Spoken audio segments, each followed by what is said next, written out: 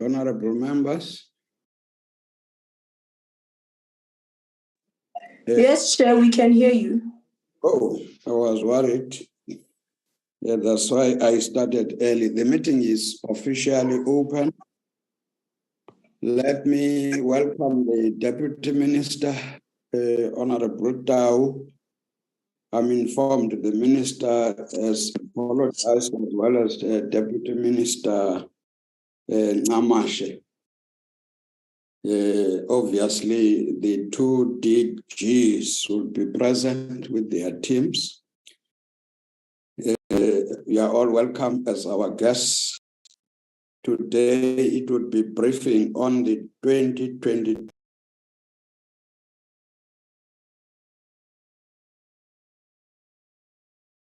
DCOG, as well as MISA and the Department of Traditional Affairs. That would be what we'd be dealing with. Maybe briefly to say, annual performance plans usually outlines outputs, indicators, and targets which the department and entity envisage achieving by 31st March 2024, given the resources made available in the 2023-24 budget.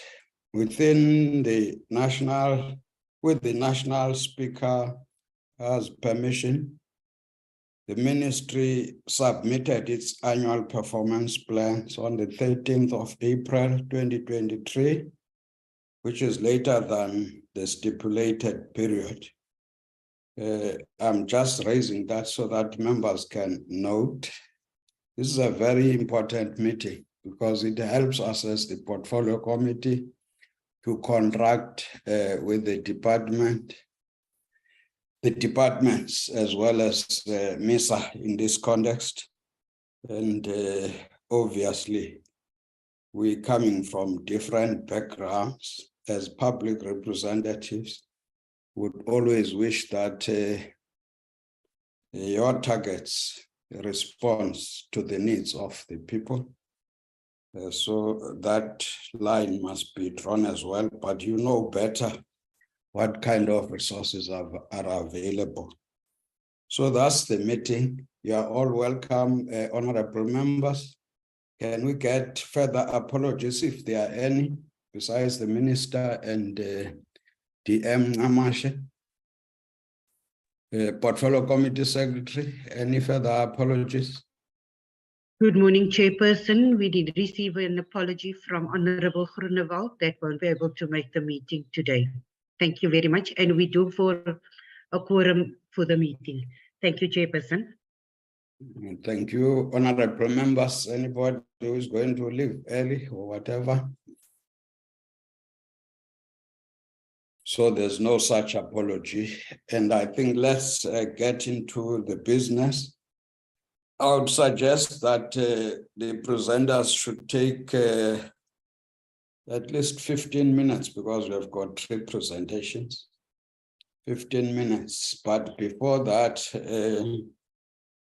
I would allow the Deputy Minister, if there are any. In fact, it would be the Deputy Minister followed by the order that I indicated. It would be DCOG, MISA, and then Department of Traditional Affairs. Honorable Deputy Minister, your opening remarks, and I assume you are taking charge from there to indicate who is going to do what. Over to you, DM.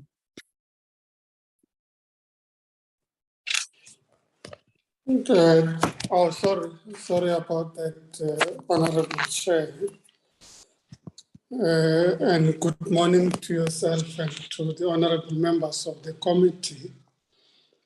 As stated by yourself in your introductory remarks, we did request the Speaker to allow us a bit of leeway to submit the annual performance plans slightly later than initially indicated and anticipated. And the reason behind this was simply because, as you would appreciate, both Minister, myself, and Deputy Minister Namashe had been recently appointed into our respective portfolios, and therefore required a bit of time with the departments to apply our minds to the strategic plans and the annual performance plans. And we indeed are grateful that Parliament, through the Speaker, allowed us the leeway to be able to submit a bit later. I can confirm that on the 13th, we were able to submit the APPs, and these were duly tabled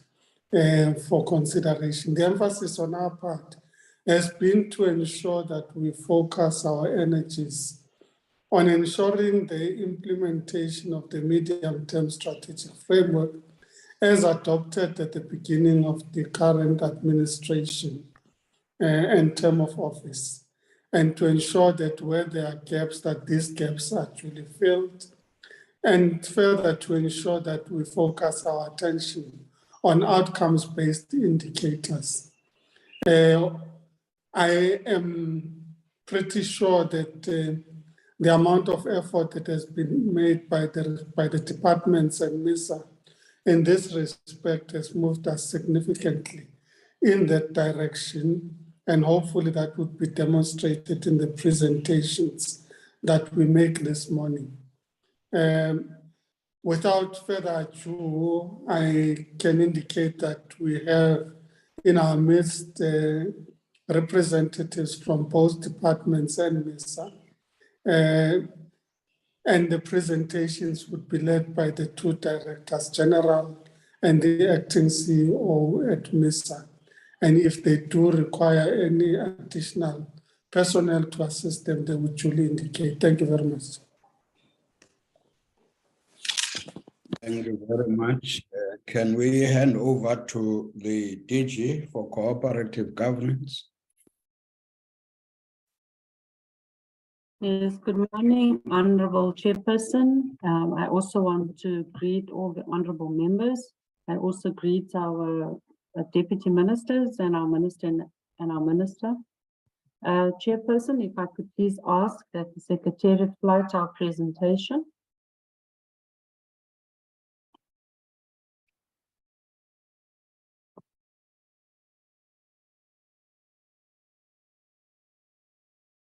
And with your permission as well, Chair, for bandwidth purposes, I'd like to just turn my video off. It's fine. Thank you.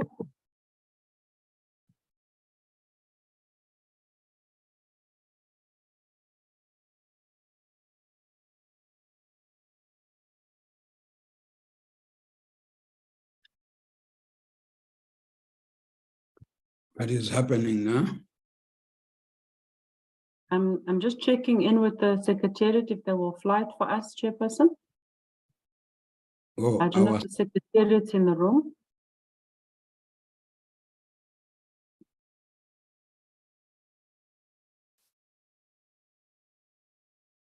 Please, those responsible, we don't have much time. Okay, can I then, with your permission, Chair, see if the Cooperative family can assist, but they need to be given rights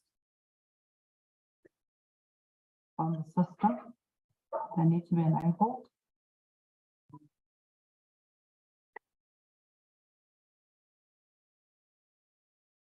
Thank you.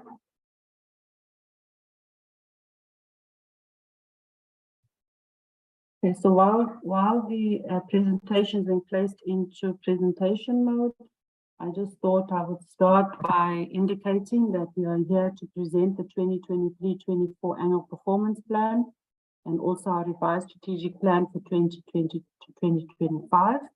If we can move to the next slide.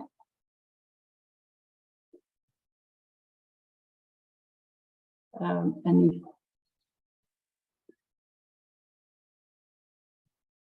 I'm not sure why the slides are not moving now. Okay, so there'll be an introduction and background and 3 parts to the presentation, and with some recommendations to the portfolio committee. But move to the next slide. And the purpose of the presentation then is for us to present, as I indicated earlier, the annual performance plan for 2023 and the revised strategic plan and the MTF budget allocation for the department. If you could move to the next slide.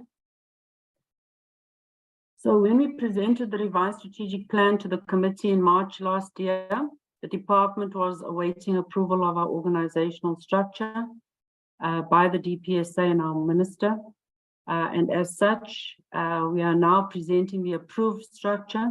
And what you see before you is a structure that now has 5 branches that report directly into the Director General.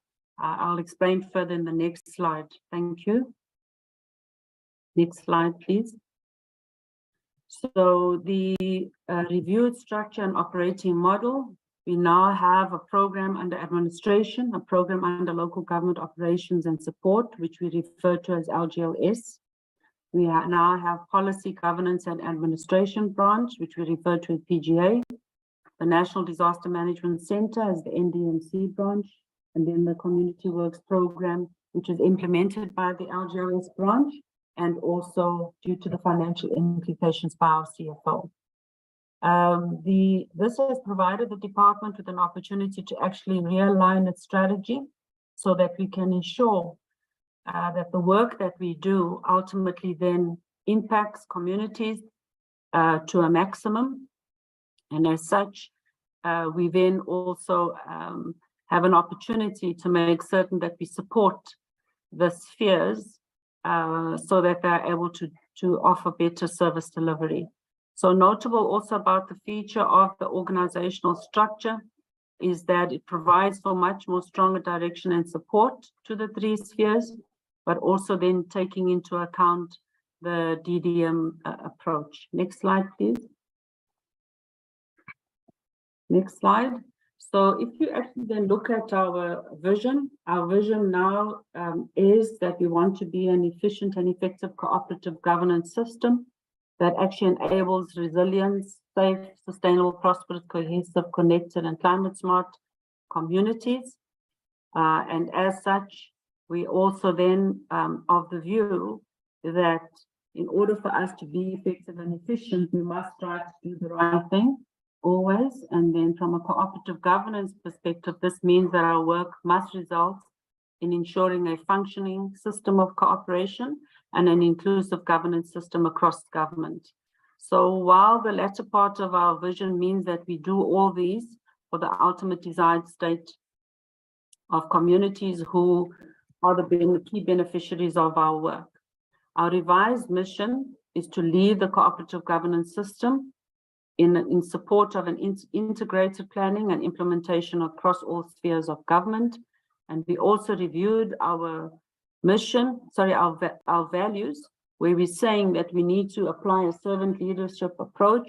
I mean, we need to be much more hands-on, and as such, remain professional with integrity and accountability, and doing so or demonstrating what we do with energy, enthusiasm, and enjoyment. And as such, our operating model is one where we now have chief directors with one point of entry directly into a province with the team edge. If I could then move to the next slide.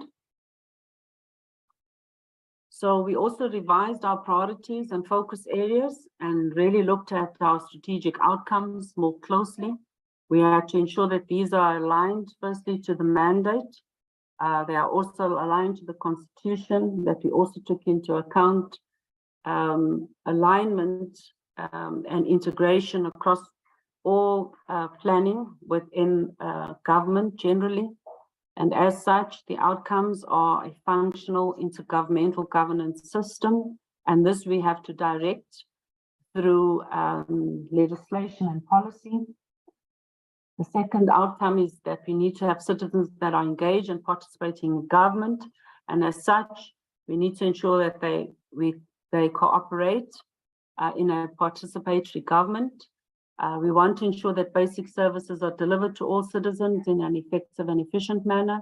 And as such, our teams will coordinate this through an integrated planning approach and through implementation, taking into account the district profiles, the District 1 plans. And as such, we also believe the outcome is that we want to see financially viable municipalities where through Section 154, we support and intervene.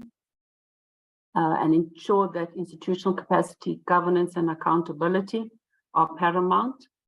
And the last strategic outcome is that we want to ensure that we've got sustained good municipal governance. So we will do this through enablement, making sure that we have an integrated knowledge management approach, where we also will have monitoring and evaluation, and also digitize our reporting into the future.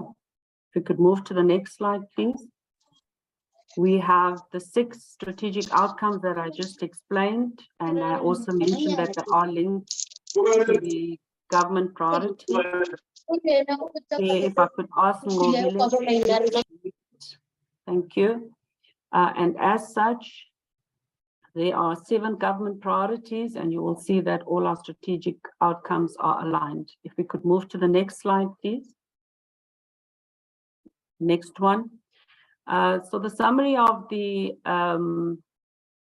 number of key performance indicators that we have, our outputs are 21, spread over each of the programs, and our output indicators are 34. We can move to the next slide. So the first program under administration, the outputs are that we want to have a corporate services improvement plan implemented. And we're saying that 90% of this plan needs to be not only approved, but also implemented by the 31st of March 2024. The CSP, what it contains therein is our turnaround times in terms of how we fill vacancies. It also includes the fact that we want to have an employee engagement survey being undertaken this year. We also want to continue with some of the change management initiatives. We also want to make sure that our disciplinary cases are also dealt with within a 90-day period and so on. In the financial services improvement plan, we're also saying that we need to have 90% of it implemented by the 31st of March. This is inclusive of, for example, the payment of service providers within 30 days, etc. From a procurement and spend on entities owned by women, youth, and persons with disabilities, we've extrapolated each of these. So for women, we are saying 40% of our procurement spend needs to be on entities owned by women, 30% of the procurement spend on entities owned by youth, and 7% of our procurement spend on persons with disabilities. Next slide. On program 2, which is the local government operations and support, we want to continue with the institutionalization of the DDM across all spheres.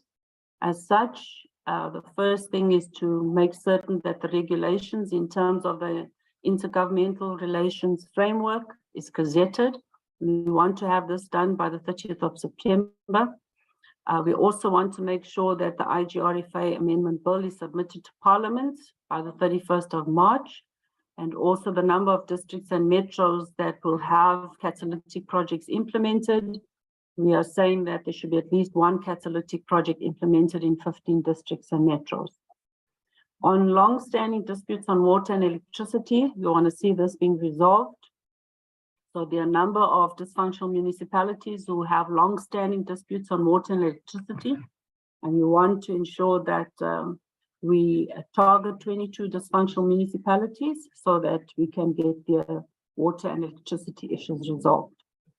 On the implementation of the municipal support and intervention plans, which we refer to as the MSIP, we are also targeting 22 dysfunctional municipalities. We'll ensure that they have MSIPs that are customized and tailored to exactly what the issue is within that particular municipality, and therefore implement the interventions that will come out of that MSIP. You can go to the next slide, please. On functional municipalities, there's a percentage of municipalities that we've identified as dysfunctional or at high risk. And we're saying we're going to target 60% of those municipalities that are dysfunctional and at high risk to make sure that they become functional. We also want to make sure that the functional ward committees that we've also identified the intervention plans that we'll implement, at least for the 50% of the dysfunctional ward committees by the 31st of March. And on the municipal infrastructure, there's a percentage of MIG receiving municipalities spending at least 85% of the MIG allocations. We're saying we will target 10% of the MIG receiving municipalities, make sure that they've spent at least 85% of their 22-23 MIG allocations by the 30th of June. We also have a number of MIG receiving dysfunctional municipalities spending at least 10% of the MIG allocations on infrastructure repairs and refurbishment. So we are saying that we will target 5 MIG receiving dysfunctional municipalities to make sure that they spend at least 10% of the MIG allocation on infrastructure repairs and refurbishment by the 30th of June. We'll go to the next slide.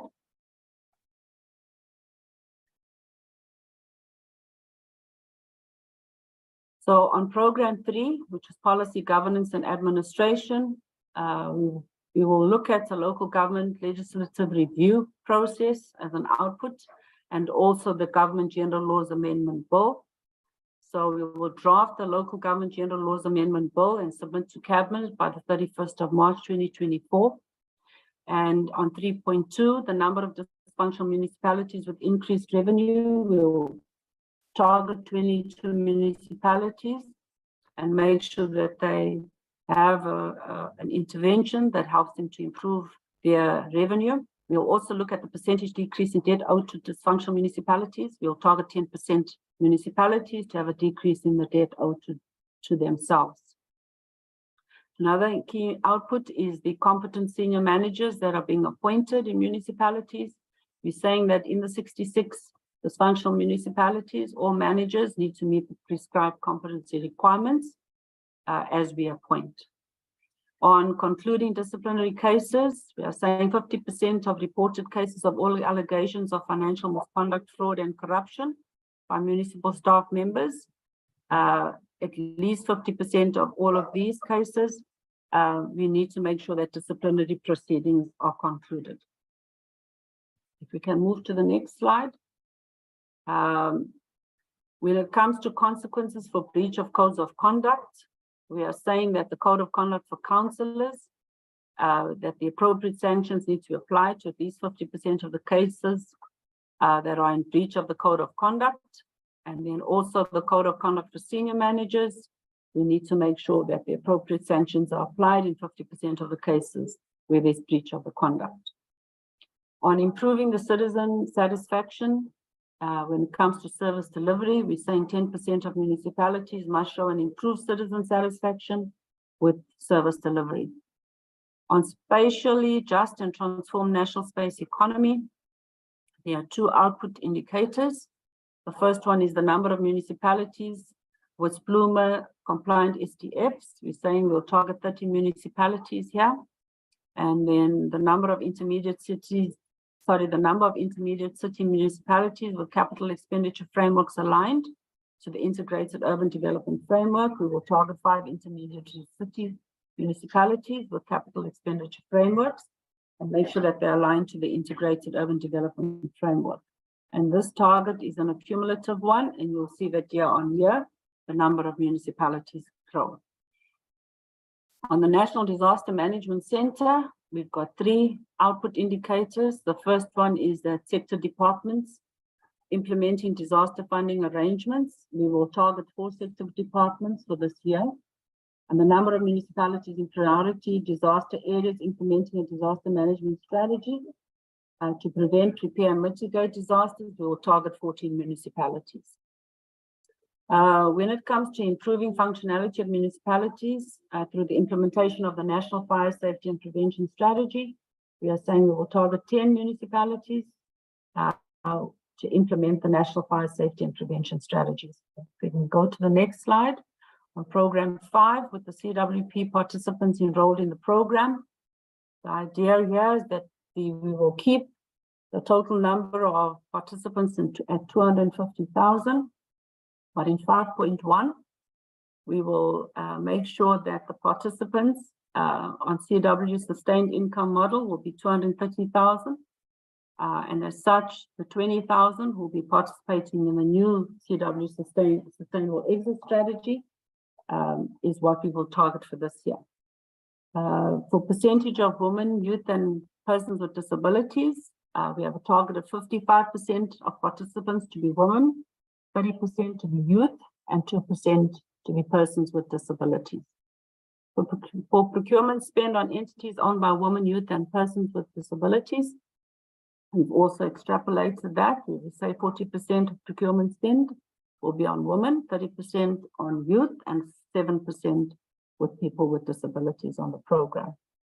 We will also make certain that we work and have an unqualified audit outcome, where we're saying 100% of material irregularities that we've had over the years, that these will be fully resolved in this financial year. If we could then move to the next slide.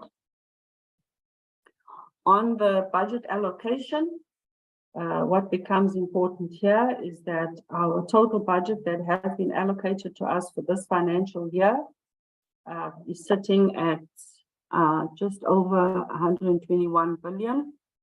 And this is then linked to the key value drivers. And what you see on program 1 is administration, where there's been an allocation of 351.3 million. On program 2, 9.2 billion. On program 3, 96.9 billion. Program 4, 932.2 billion. And then program 5, 4.3 billion. And within the program 1 in administration, compensation of employees makes up for 346.7 million. And goods and services that are within all the other programs as well makes up for 4.7 billion. Transfers and subsidies in total is sitting at about 116, and then the capital is at 23.4 million. So all of these together support the annual performance plan and our operational plans and procurement plans, so that we can have better impact in terms of service delivery. If we could move to the next slide.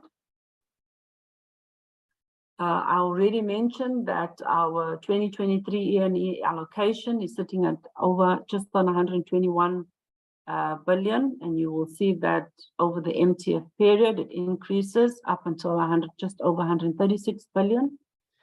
You can also see how our budget is then split specifically towards grants, and the biggest grant is the equitable share. That's at 78.2%, followed by the municipal infrastructure grant at 14.5%, and then the community works program at 3.2%, and then all the other grants just under 1.5%.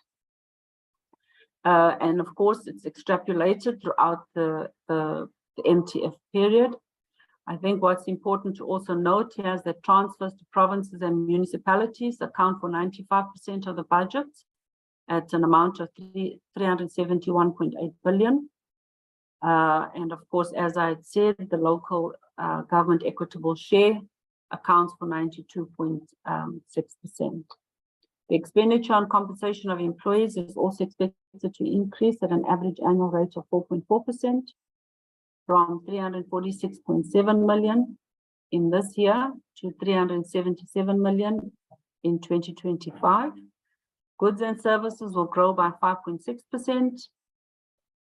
And the NDMC earmark funding, while the department operational budget will also grow by 1.5%. So payments for capital assets is also expected to decrease by 23.3%. And that's the table on your right-hand side. If we could move to the next slide. On compensation of employees, we have total posts of 515 within the department, of which 420 are filled. The allocation is sitting at 362 million. And what we have spent to date is sitting at 297 million. And as such, we do have a concern for this year in that our budget was slightly reduced. So you will see a minus growth and a deficit of just over 15 million.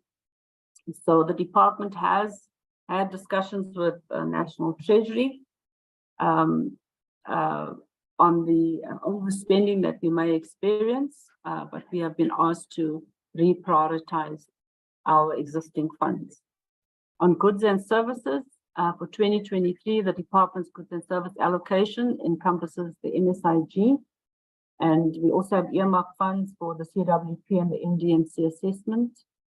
So the MSIG will primarily support various projects that are linked to the DDM implementation, the rollout of the prototype staff establishment and staff regulations and competency framework projects, the cost of supply study on water projects, and also improvements on records and data management projects. And these we had identified in our MSIP as a result of the outcome of the AG's findings, especially in financially distressed municipalities. The NDMC assessment is also earmarked to evaluate and assess damages to infrastructure. And then the CWP allocation will also support the employment initiatives by creating income security in areas of unemployment.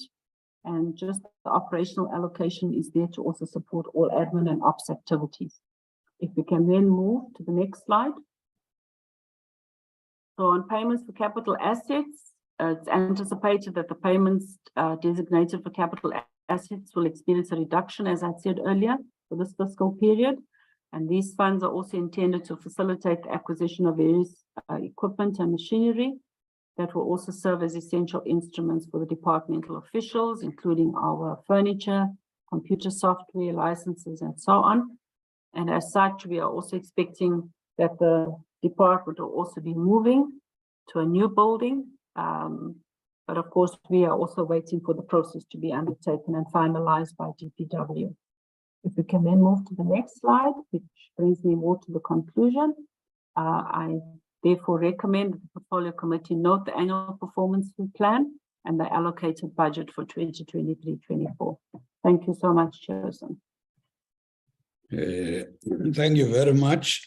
I hope the members have been taking notes. Can we then move to MISA, acting CEO? Good morning, Honorable Chair.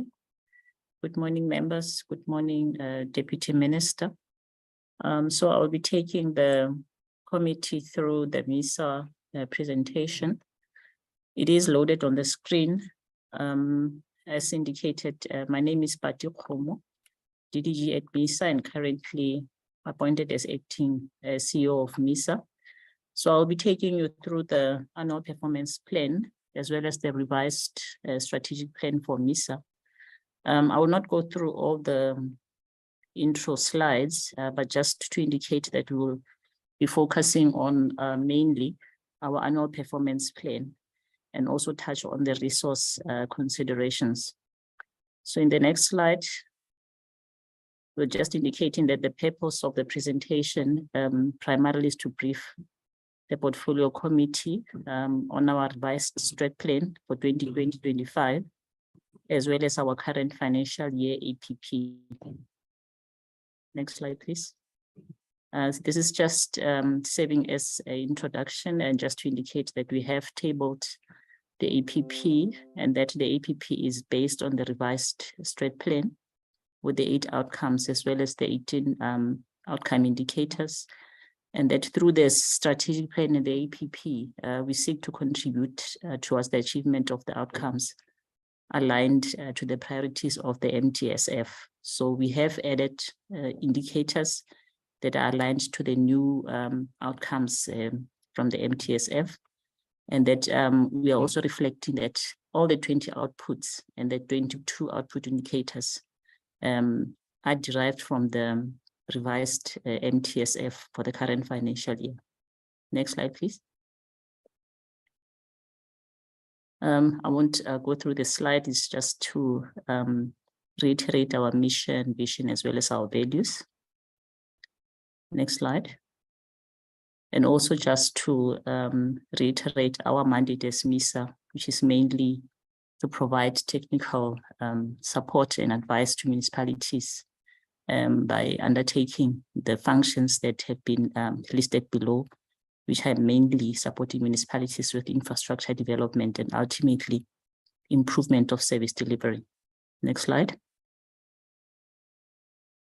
So the next few slides are just indicating how we have aligned our and updated our strategic plan in alignment to the MTSF outcomes. As I've indicated, we have new outcomes that we have then taken from the MTSF and developed outcome indicators, and then outlined and unpacked rather in our APP. So I'm going to request that we then go straight to the APP so that we then indicate how we are going to execute our mandate in line with the MTSF and the revised strat plan. So MISA has got 3 programs. The first program is administration, which mainly looks at financial and human resource management within the institution and other related corporate support services. That has got 3 outputs and 3 output indicators. Then we have our core branch called technical support services with 12 outputs and 14 output indicators. And then another core branch called infrastructure delivery management support with 5 outputs and 5 output indicators. So we have in total in our APP for the current financial year, 22 output indicators, which we have reduced drastically from the number of 35 that we had. Next slide, please. So in terms of program 1, which I won't go into too much detail on, it has got 3 sub-programs, which is executive support, strategy and systems, corporate management services, financial management services.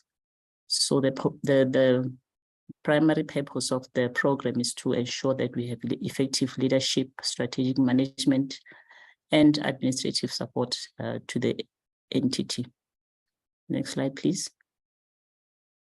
So in terms of program 1, we have 3 outputs and 3 output indicators, which directly talk to the 2 outcomes of a capable and ethical government, where we have an indicator of percentage implementation of ethics management plan, as well as percentage implementation of the approved corporate services improvement plan, which is also a new indicator that we have added to our APP so that we can see that improvement and turnaround in terms of our corporate services. And then lastly, we have an indicator that is linked to our financial management processes within MISA, which has an indicator of achieving an unqualified audit opinion on annual financial statements. So this broadly touches on the entire financial management value chain, so that when we receive an unqualified opinion, we know that we have satisfied all those requirements, compliances, and all related financial management processes. Next slide. This is just a summary of the budget allocation for the program for the 3 financial years. The current financial year, there's an allocation of 112 million. And you can see for the 2 outer years, there's a slight increase in the allocation, most of which is for goods and services, because there's a lot of services that we procure within MISA, such as IT, office accommodation, and so on. And the rest goes to compensation of employees. Next slide, please. The next program, as I've indicated, is one of the core programs for MISA, which has got a purpose to enhance the capabilities of municipalities for improved municipal infrastructure planning, deliver operations and maintenance, and it also contributes towards capacity development and skills development in municipalities. There are 3 sub-programs. The first one is infrastructure assessment and analysis. The second one is infrastructure delivery, maintenance, and stakeholder coordination, which basically houses all the technical skills that we have across the 9 provinces that provide the hands-on technical support to municipalities. And then we have technical skills as a sub-program that has mainly been established to strengthen the capacity of municipalities for infrastructure development. So it's a program that provides skills development for improved service delivery in municipalities, as well as to contribute towards the technical skills pool in the local government space. Next slide, please. So these are the indicators, the output indicators that we have then revised and developed for the current APP. And what we were emphasizing on as we were developing the indicators is the impact that we will derive out of the indicators. The first indicator linked to the outcome of effective water management system for the benefit of all is the number of dysfunctional municipalities with a reduction of non-revenue water by an average of 5%. And we have a target of the 22 dysfunctional municipalities. As a Cooperative family, we agreed on the set of municipalities that we will be focusing on in terms of providing support in the current financial year. And we identified the bottom 22 most dysfunctional municipalities. So you'll see that across our APP, we make reference to the 22 municipalities. And then the second output, which is linked to the outcome of quality and quantum for infrastructure investment to support growth and job creation improved. We then have an output indicator that will be looking at the number of municipalities achieving EPWP, infrastructure sector job opportunities allocations through the mainstreaming of labor-intensive construction methods. This is also a contribution towards the employment stimulus program, where we then support municipalities in planning and implementation of the infrastructure projects to ensure that there's an element of job creation in the projects that they will be implementing. So we are targeting 25 municipalities for the current financial year. Next one, please. And still on program 2, we also have an output to improve municipal asset management practices. As the committee is aware that we have a serious challenge countrywide of infrastructure that is not repaired, is not refurbished, is not upgraded, partly because of lack of funding from the municipalities. So we have then an output indicator that will then look at the number of the dysfunctional municipalities that will have identified with increased MIG allocations for repairs and maintenance, given the benchmark and baseline using 10% of the MIG allocations. So the MIG framework does make provision for municipalities to use a portion of their municipal infrastructure grant allocation for repairs and maintenance. So for the current financial year, we are targeting 10 municipalities that will then be supported by MISA through the different programs to utilize this 10% MIG allocation to improve asset management practices. And then the second output still linked to MIG is improved expenditure on MIG in dysfunctional municipalities, which has also been a perennial problem over the years, where municipalities do not spend all of their MIG allocations despite the glaring service delivery challenges. So the output indicator that we have there is achievement of 85% expenditure on MIG allocations in dysfunctional municipalities. So the annual target is twofold. The first part is that 60% of the current financial year MIG allocations spent by municipalities by the 31st of March 2024, which is the end of the national and provincial financial year. And then the second part of the annual target is that 85% of the current MIG allocation spent by municipalities by the 30th of June this year, which will be the end of the municipal financial year. Next slide, please. And then the next outcome, which is talking about a spatially just and transformed national space economy that enables equal access to social services and economic opportunities in cities, regions, and rural areas. So our output indicator will be the number of the dysfunctional municipalities that will have selected with SPLUMA compliant special plans implemented. So we have identified 15 dysfunctional municipalities that we will be providing support on to ensure that their special plans are SPLUMA compliant. And then the next one is increased households access to water supply that directly talks to the outcome of improved municipal capacity to deliver basic services, quality infrastructure, and integrated public transport to increase household access to basic services. So we're looking at the basic services, which is mainly water, sanitation, electricity, and access to roads. So for water, we are looking at the percentage increase in households with access to water supply services in the 2 dysfunctional municipalities. And we have then targeted that there should be a 3% increase in households that have access to basic water. This is also in line with the data that Statistics SA releases on a regular basis. So the target now for this financial year is that at least 3% increase in households that will be accessing basic water. Next slide, please. So in this output, we are looking at the dysfunctional water and wastewater treatment works in water service authorities. We have conducted a study, and the study has revealed that we've got 70% of these treatment works in water services authorities that are not functional, completely dysfunctional, if I may say, and that we have now included 2 output indicators that will then look at the number of dysfunctional water service authorities that have got dysfunctional waste and water treatment works that will be improved to a level of high risk from critical risk.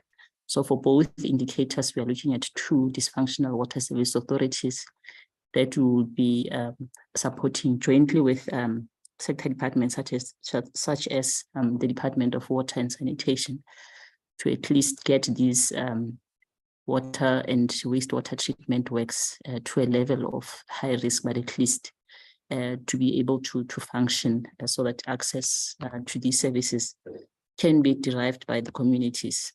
And then the next one is on access to electricity. Similar to the one on water access, we are targeting 2% increase in households with access to electricity supply in the 22 dysfunctional municipalities. And then still on electricity provision, we also have an output indicator that will look at municipalities with reduced electricity demand by at least 10%. This is going to have a significant contribution towards the challenge that we have of load shedding. So we are also targeting the 22 dysfunctional municipalities that we will then be supporting to support the reduction in electricity demand by that 10%. Next slide. And still on program 2, we also know that we have a serious challenge of solid waste management. A lot of our towns and cities are not clean because of the poorly managed solid waste. So we have an indicator that will talk about the percentage increase in the households that will have access to solid waste removal services. And we're also targeting the 22 dysfunctional municipalities. And then we are targeting that at least 2% increase in households that will have access to solid waste removal services in those 22 dysfunctional municipalities. This will also link to the compliance notices that these municipalities receive on the dysfunctional, poorly managed landfill sites. So it would then be looking at that whole value chain of solid waste management from collection to sorting at source, right up to getting the waste to the landfill sites. And then the next output is improved road maintenance in the dysfunctional municipalities. This output 6 to contribute towards improving the state of the roads, knowing that a lot of our roads in the cities and towns are in a very poor state with potholes, as well as poorly managed drainage systems. So then we'll be targeting 100 kilometers of roads in 22 dysfunctional municipalities maintained, including pothole patching, as well as draining cleaning in those 22 dysfunctional municipalities. Next slide, please.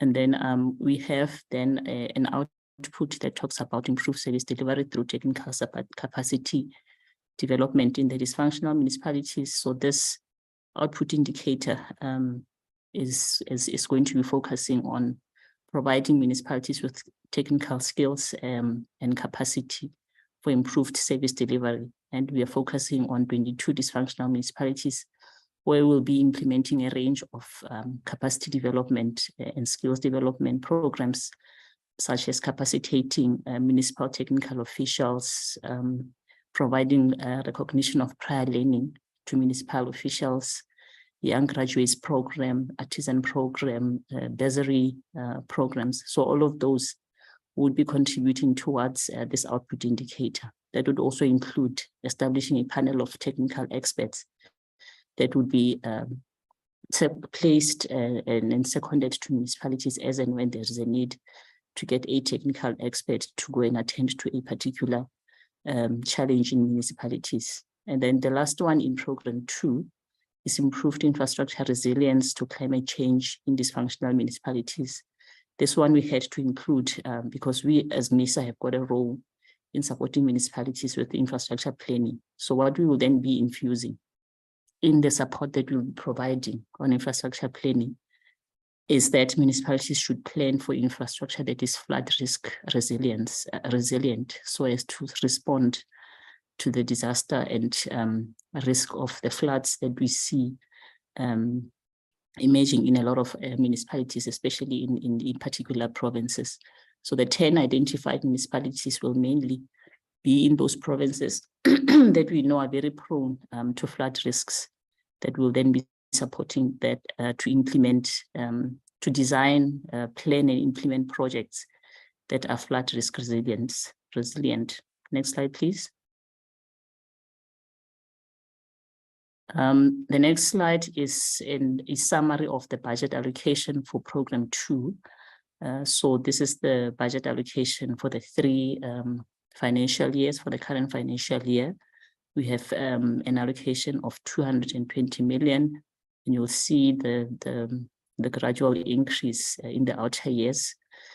So you can notice that the bulk of the budget under this program goes to compensation of employees. And this is because MISA is primarily an entity that supports municipalities through the technical experts that we have employed, and then we deploy to the municipalities in the form of engineers, town and regional planners, environmental specialists, and so on. That is why you see our compensation of employees in this program being at this level. Next slide, please. The next program is infrastructure delivery management support, which also has got 3 sub-programs: project management, framework contracts, and infrastructure procurement support, as well as infrastructure financing. So the purpose is mainly to support the efficient delivery of infrastructure programs and projects, and to build a credible project pipeline for long-term infrastructure investment, and to support municipalities with infrastructure procurement. And then the indicators, next slide, that we have for program 3. The first one linked to the outcome of efficiency in infrastructure management. Infrastructure management is the number of dysfunctional municipalities with improved infrastructure procurement practices applying various program procurement strategies. So this indicator is directly linked to the challenge that we have in the municipalities that mainly fail to spend their infrastructure grants because of their poor procurement practices. So we will be identifying and supporting 22 dysfunctional municipalities to improve their procurement practices using the various and legislated procurement practices that can then enhance and accelerate their procurement for infrastructure. And then the second one, which contributes to the spatially just and transformed national space economy. The first one is the approved intergovernmental implementation plans and financing of the Eastern Seaboard Development. The Eastern Seaboard Development Initiative was launched in 2021 in response to the President's 2019 State of the Nation address, where he said that we need to build new cities that would then respond to the spatial injustices of the past and build new smart cities. Now, this is one of the initiatives in response to that commitment by the President, where we are embarking on an Eastern Seaboard region that is located within 4 districts in KZN and Eastern Cape. So what we are currently doing is undertaking planning towards the spatial transformation. And there are 4 plans that we are currently embarking on, and mainly it's master plans that will then depict and identify areas of development so that we can achieve this objective of spatially just and transformed spaces. And then the second output indicator is the number of catalytic projects prepared for investment mobilization within the region. So we have a program that we'll be implementing where we'll identify catalytic projects in this Eastern Seaboard development region so that we can start mobilizing, especially the private sector, to invest in the area for the anticipated growth and development. Next slide. So in response to the outcome of enhanced intergovernmental and interdepartmental coordination through the district development model, we have an output indicator of the number of dysfunctional district and metro spaces with identified infrastructure-related interventions implemented. So we'll be working with 10 district and metro spaces to mobilize resources in the form of technical and financial resources for interventions in infrastructure, where we know that there are serious challenges, because the DDM is about mobilizing and bringing in partners both within and outside of government to improve and to develop these areas. And then the last output indicator is the increased municipal infrastructure investment through innovative blended financing mechanisms, noting that the national fiscus is heavily constrained. We then have to look outside of the national fiscus, and we'll then be supporting these municipalities to at least increase their investment infrastructure by 5%, leveraging on their existing transfers so that we can then attract and mobilize private sector investment. I think the next slide will then be talking about the resource allocations for this program, which is for the current financial year, 21 million, and you can see the gradual increase in the 2 outer years. And I think the same with the other program. Much of the allocation goes to compensation of employees as a result of what I've indicated, that we are all about providing this technical support to municipalities through the experts and the technical professionals that we have in our employ. Next slide. And I will be wrapping up. So this is just a summary of the overall resource considerations that then consolidates all the 3 programs. So you can see what the medium-term expenditure estimates look like for MISA for 2023, which is the current financial year.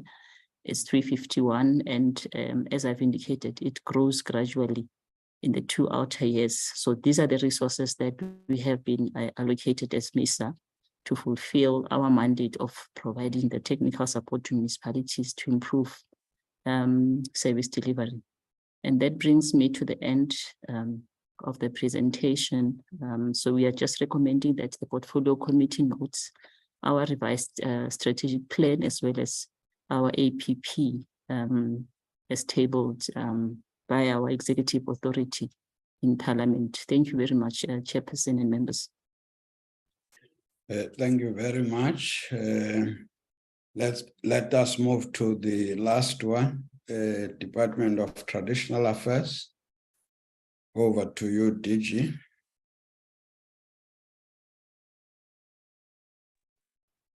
Mr. Matata, may you please remove the presentation?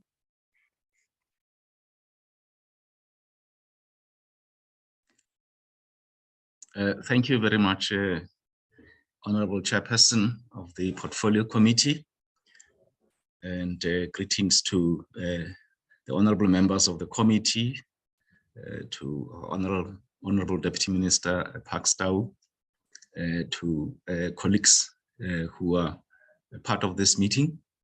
Chairperson, also with your permission, I will ask that as I go through the presentation, I turn off my video camera for better bandwidth. This presentation focuses on the annual performance plan of the Department of Traditional Affairs for the financial year 2023 and 2024.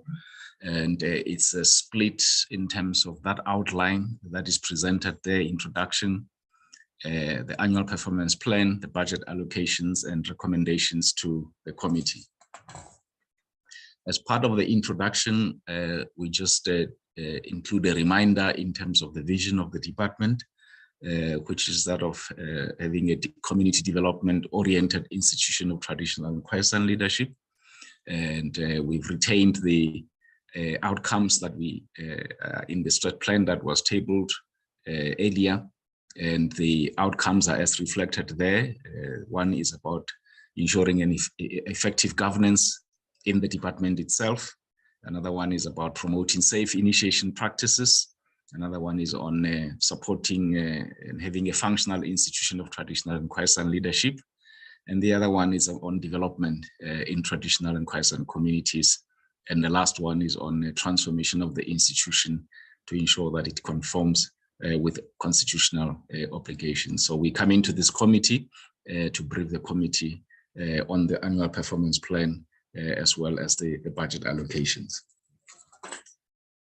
We will then move on to the actual content of the annual performance plan as condensed in the PowerPoint presentation. On the next slide, we start with the first outcome, which relates to effective governance in the department itself.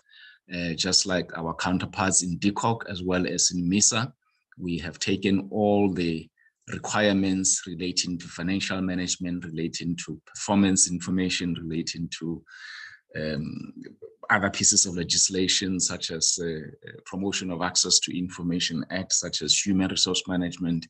We have condensed them into two plans. The one plan is what we call the Organizational Performance Information Compliance Management Plan, and the other is what we call Corporate and Financial Management Compliance Plan.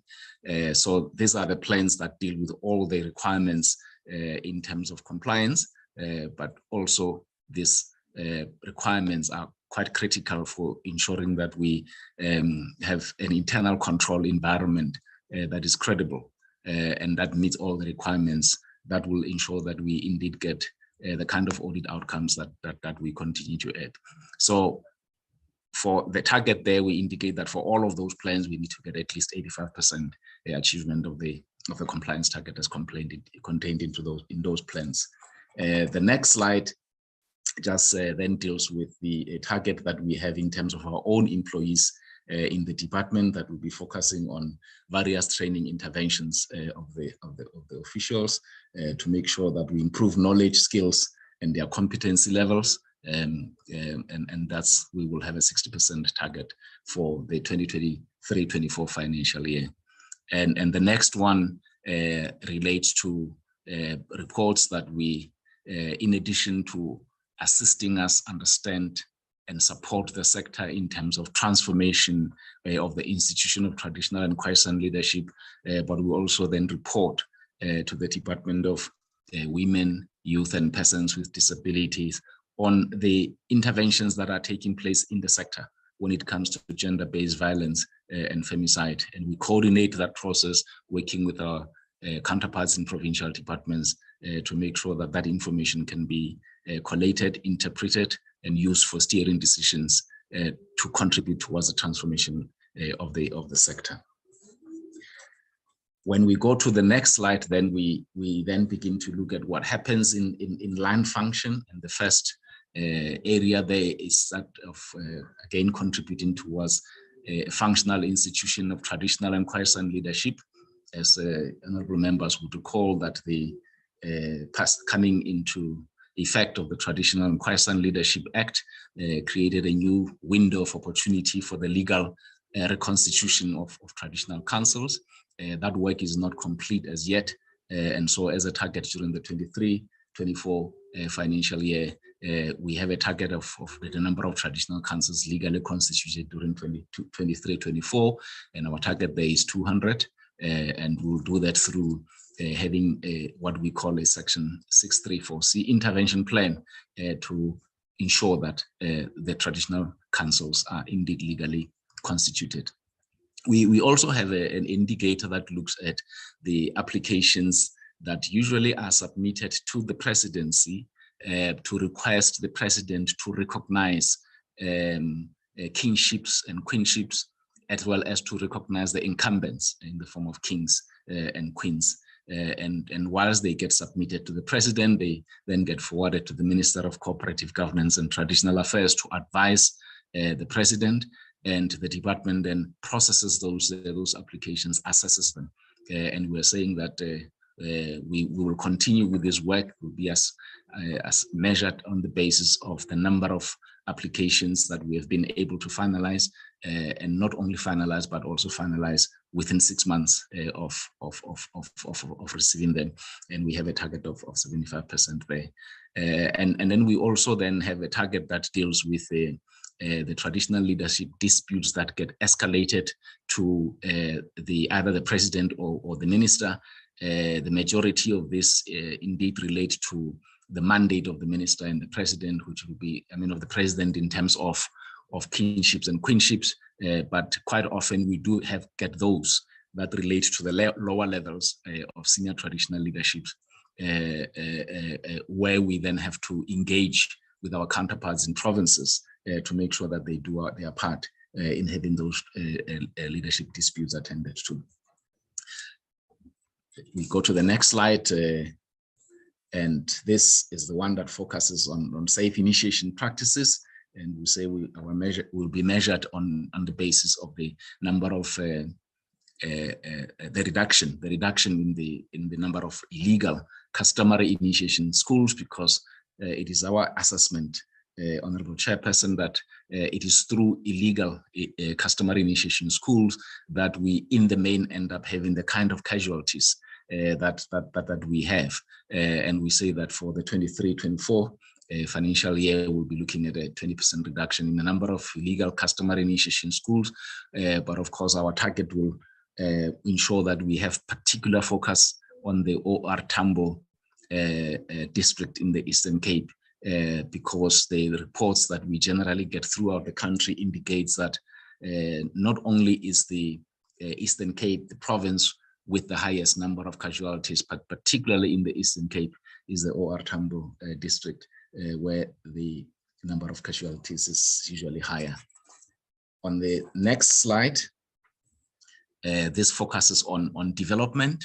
In the earlier presentation by the acting CEO of MISA, she talked about the Eastern Seaboard Development Initiative and the 4 plans that they will be working on to ensure that there is implementation of development interventions in the Eastern Seaboard region. We identified this as an area where we can, through social facilitation, ensure that we work with the 4 local houses in that area, which is OR Tambo, Alfred Nzo, Ugu, and Herigwala, to make sure that through these local houses, we have traditional councils that can participate in this initiative and avail land parcels that can then be the contribution to the implementation of the development initiative, because from reports that we have seen, most of the land that would be available for purposes of development in that area is actually a communal land. And so the traditional communities will not be coming in empty-handed into the development initiative, but they'll be bringing communal land as capital to invest in the development. So we're saying that we'll be working with those 4 local houses in that area to make sure that for 2023-24, we target at least 10 traditional councils to participate and avail land parcels for purposes of development. And the next slide, which looks at an area that has been raised as an area of concern by the institution of traditional leadership. This is about mining in traditional communities, that you've got mining activity taking place there, but the traditional communities in those areas do not benefit that much from this mining activities. And so although there are social labor plans that get developed, they are either not completely relevant to the needs of the community, or they don't get fully implemented. And the ultimate result is that the communities do not benefit as they otherwise would if there was effective implementation. So our target this year is that we'll identify 10 traditional mining communities, working with the Department of Mineral Resources and Energy. Will ensure that through this particular target, there will be meaningful social and labor plans in those communities, which will contribute to the development of the local communities through areas as procurement for local SMMEs in those areas, the provision of learnerships for the youth in the communities, bursaries for the youth in the communities, and of course employment opportunities for the local communities. And in the next one, we then focus on an area that talks about tools of trade for institution of traditional leadership.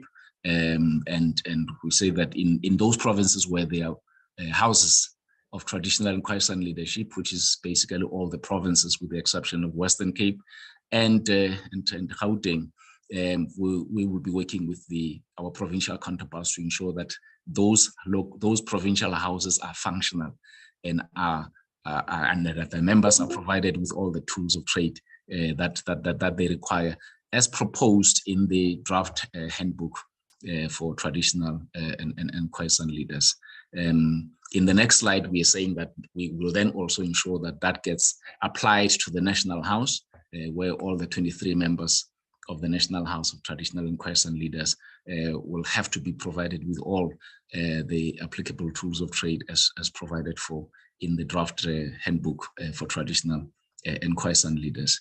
We also take this further in the next target, where we say that because in terms of Section 81 of the Municipal Structures Act, traditional leaders participate in municipal governance, and we are saying those traditional leaders who participate in those municipalities as per Section 81 of the Municipal Structures Act also should be provided with tools of trade to allow them to participate effectively and all the other applicable benefits that will allow them to function meaningfully and participate meaningfully in those municipalities. And we say that we target at least 60% of them during the 23-24 financial year. Those are our targets, Honorable Chair, and this now takes us to the budget allocations. The next slide, therefore, will show the budget allocation of the department. If we just leave the column that talks about audited outcome, because it just shows the previous 3 years up to 2021, 2022. The next column shows the adjusted appropriation for 22-23. But if you focus now on the period ahead, which is starting with 23-24, it shows that the total allocation is 193 million, just over 193 million, which goes up to 201 million, and then 209,720,000 in the outer year. It is also broken down into the 3 programs at the top there: administration, research policy and legislation, and institutional support and coordination. And then there's also a breakdown in terms of economic classification, showing 97 million for 2023-24 for compensation of employees, just over 44 million for goods and services, transfers and subsidies, just over 47 million. We'll explain this in the next slide in terms of the transfers that we make, and then payments for capital assets at for 4 million as reflected in the column there. And in the next slide, we just then indicate the analysis as indicated in the previous slide, that it is 133, just over 133 million in the 23-24 financial year, and going up to just over 209 million in the outer year. But we do indicate that also that we also support statutory institutions. So we have the CRL Rights Commission there, a budget there of just over 46 million. This one is a transfer to the commission as a Chapter 9 body. And then we have the National House of Traditional Acquirers and Leaders. This one is not a transfer. The money is retained within our budget, and then we use it to support the activities of the House. And then, of course, the newly established Commission on Quaison Matters. It's a budget of 16.9 million during the 23-24 financial year. It's also not a budget we transfer to them. It's a budget that we retain within the department, and then support the Commission on Quaison Matters for their activities. In the next slide, we use a pie chart just to show the split of the budget. If we could move to the next slide so that we can see that split in terms of the pie chart per economic classification.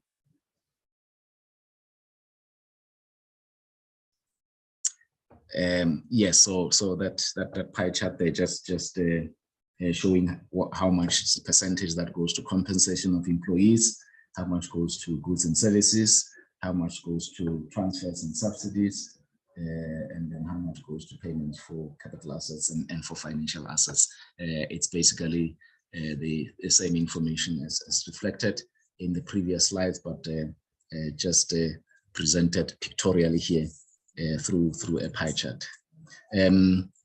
We conclude, Honorable Chairperson, by recommending to the committee that the committee note our annual performance plan for 2023 and 2024, as well as the MTEF budget indicative allocations. Thank you very much, Honorable Chair. Thank you very much for the presentations, the three of them. Honorable members, I was informed that some members are struggling to log in. The last was Honorable Opperman. I hope she might have joined.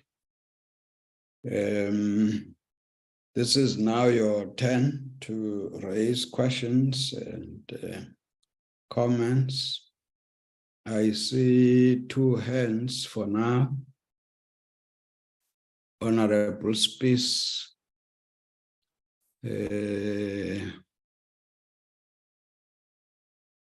Honorable Space, Honorable Mkalipi. For now, those are the two hands. I see the third one, Honorable Mpumza.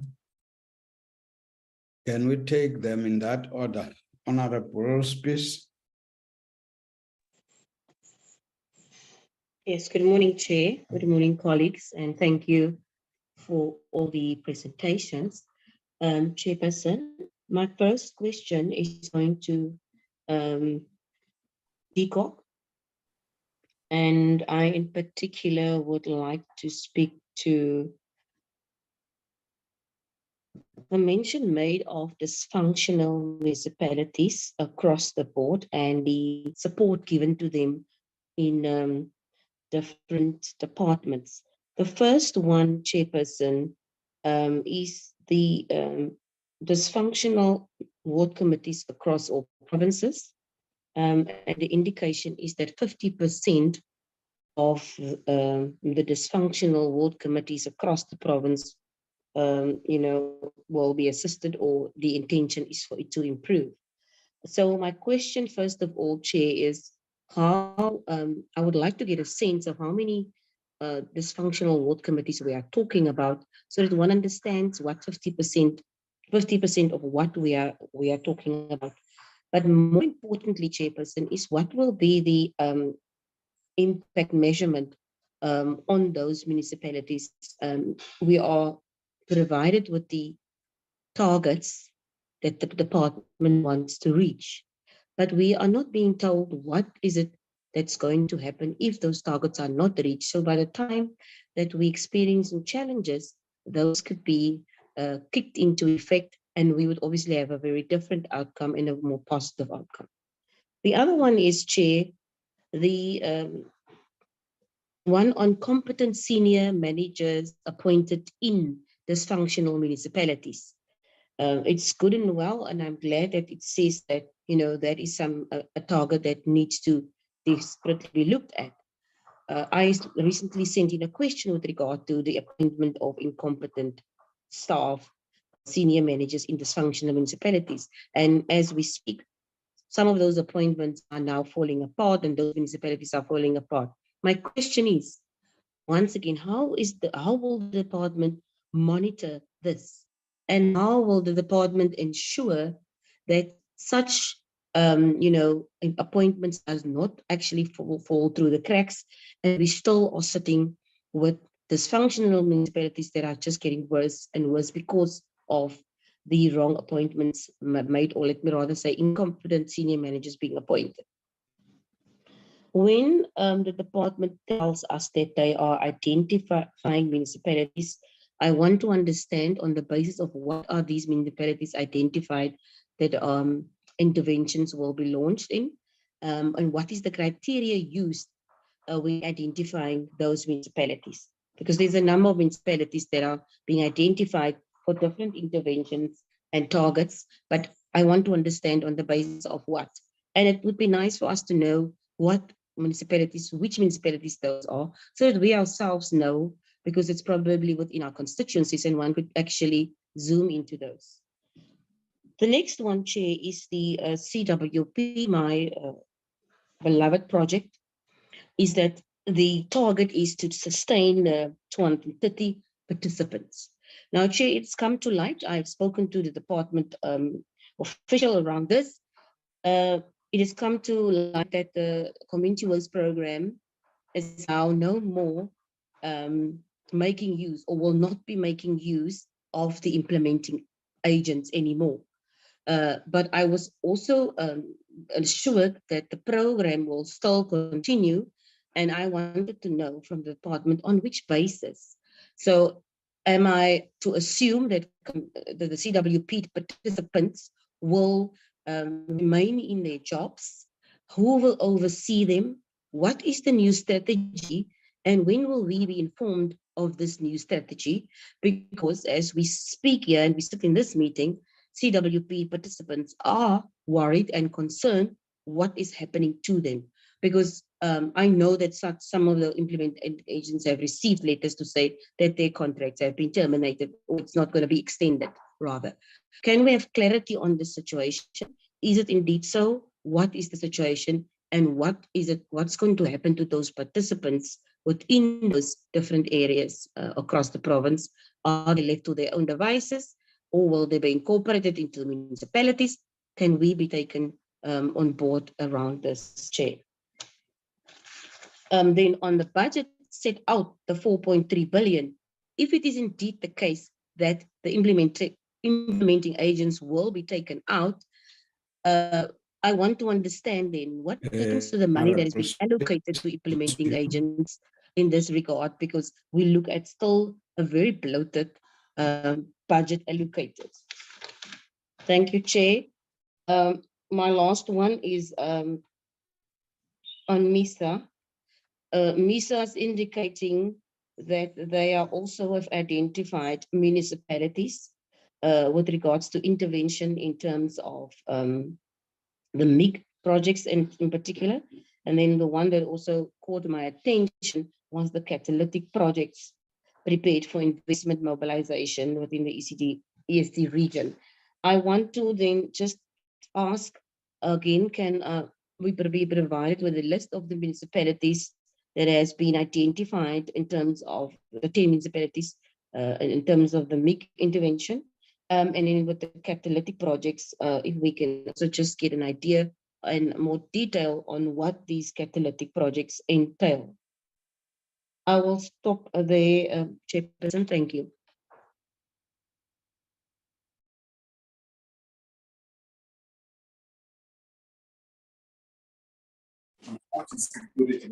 Chair.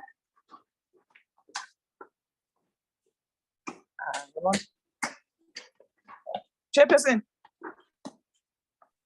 What is happening now? Is the chair around? Oh, I don't know. Now I'm trying to call her. No one is responding. It seems like the chairperson has been disconnected. Oh, what needs to happen now? Because we said we must convene physically. Exactly. No one is listening. Okay, I'm checking out.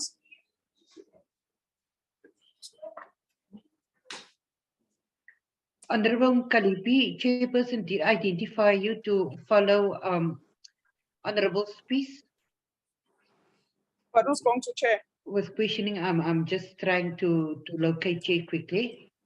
Yeah, allocate someone to chair. I need this Bapumpumza.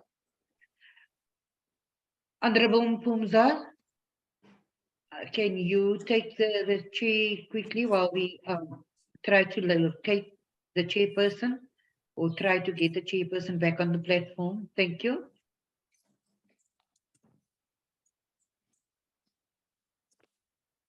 Maybe he's disconnected. Honorable Mkalipi, continue. Thank you very much, interim chair. You guys who have warned you, said you must stop this thing of meeting through Zoom because of the load shedding. Don't complain, raise your questions. I'm on a platform, please. This is my time. Don't tell me that I must not complain. I must complain because this thing is disturbing all of us.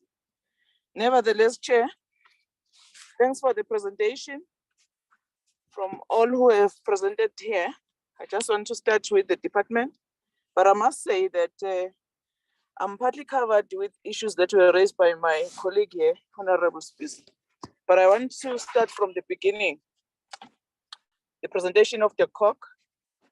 I want to understand, DG, when you are saying that from the start, just hold on, let me just read what you have said here. When you said that the revised strategy plan to this committee was presented to this committee in March 2022, the department was awaiting approval of the organizational structure by the minister, which was to be shared once approved. The structure is presented in this diagram below. Can you clarify that one? Is this structure approved by the new ministry, or you were referring to the old ministry?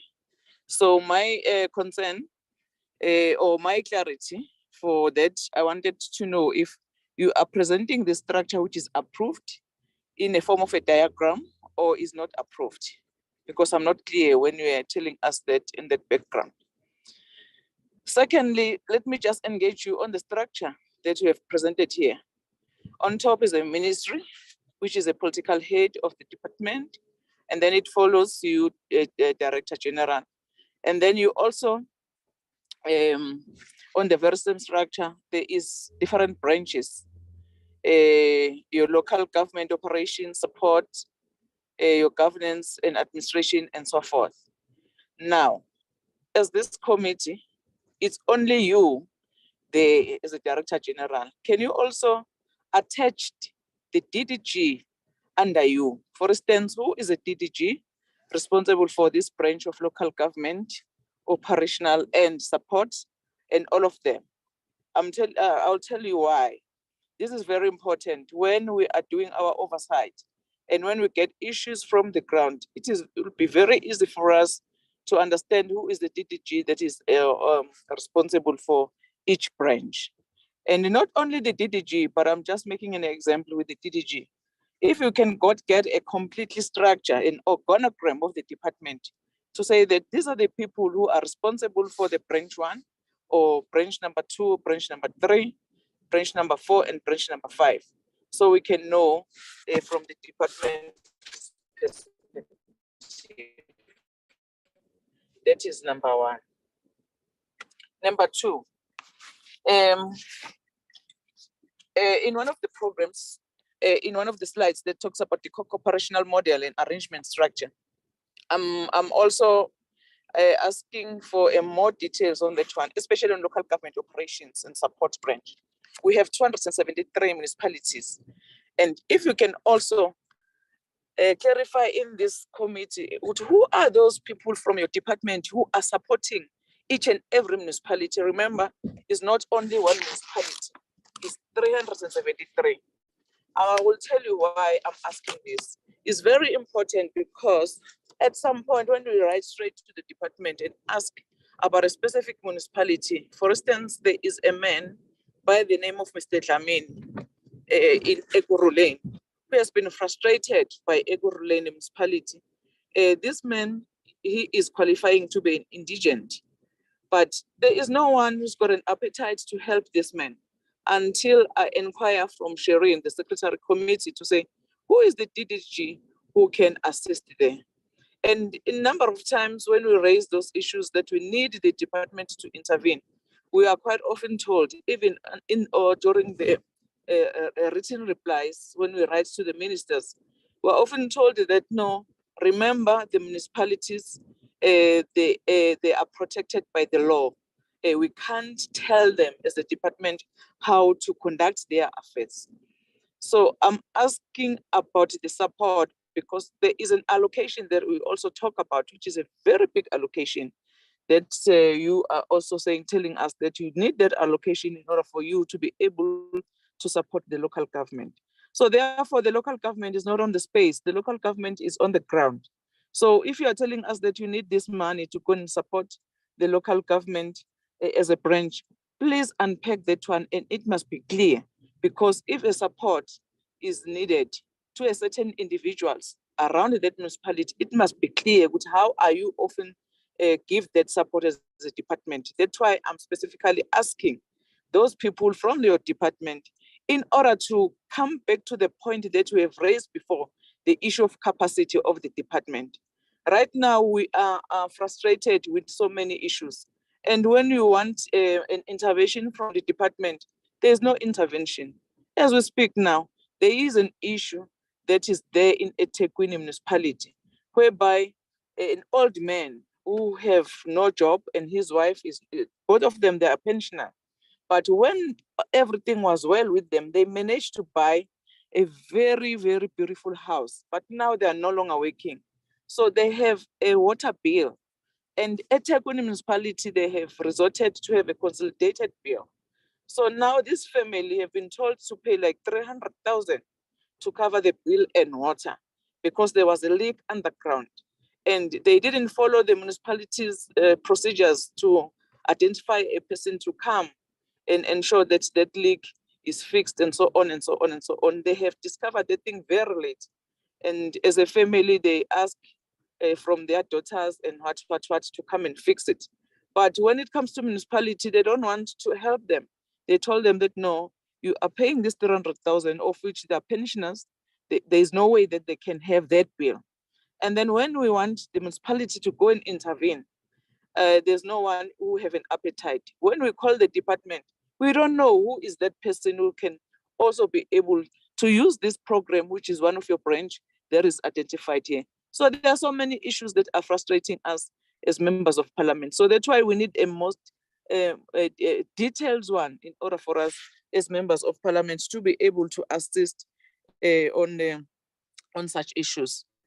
On the revised priorities of the department as per the presentation, there is a column that suggests that there will be a citizen engaged in participation engagement. I just want to make a follow-up on that one as well. If you are saying that you are planning to have a program such as getting communities to come and participate, what do you mean? When you go as a department to participate, to call communities, and you know very well, those communities are very, very, very vulnerable, and they are complaining day out, day in about the service deliveries. And then now we have a program that is from your department. What is your intended outcome about this engagement? Can you clarify that one as well? And I saw somewhere on the slides, I can't remember which slides, which you talk about already the engagement with communities. And then you mentioned some of the provinces, I think it's 5 provinces. You said you have supported the communities, or the provinces rather, in terms of the new Systems Act that came into operation sometimes late last year. And what about others, other provinces? We are not updating us about that one. On the issue of National Disaster Management Center, also it's I think is one of the worst follow-up or updated in terms of your presentation, whereby we have noticed that there will be a cut in terms of the budget. This National Disaster Management Center is a very important one, and I don't even have to explain in a simple term how important is this thing, because you know very well our experience with the floods that took place last year, and even now, those communities who were also affected by floods, those communities are not also 100% covered in terms of ensuring that they are no longer staying in halls, etc., etc. So if there will be a budget cut, what informs that? Can you please also clarify that one? And I can see that on your output indicators, you on the presentation, you are also mentioning that we have targeted some municipalities whereby you are going to identify them, like 14 municipalities, whatever the number.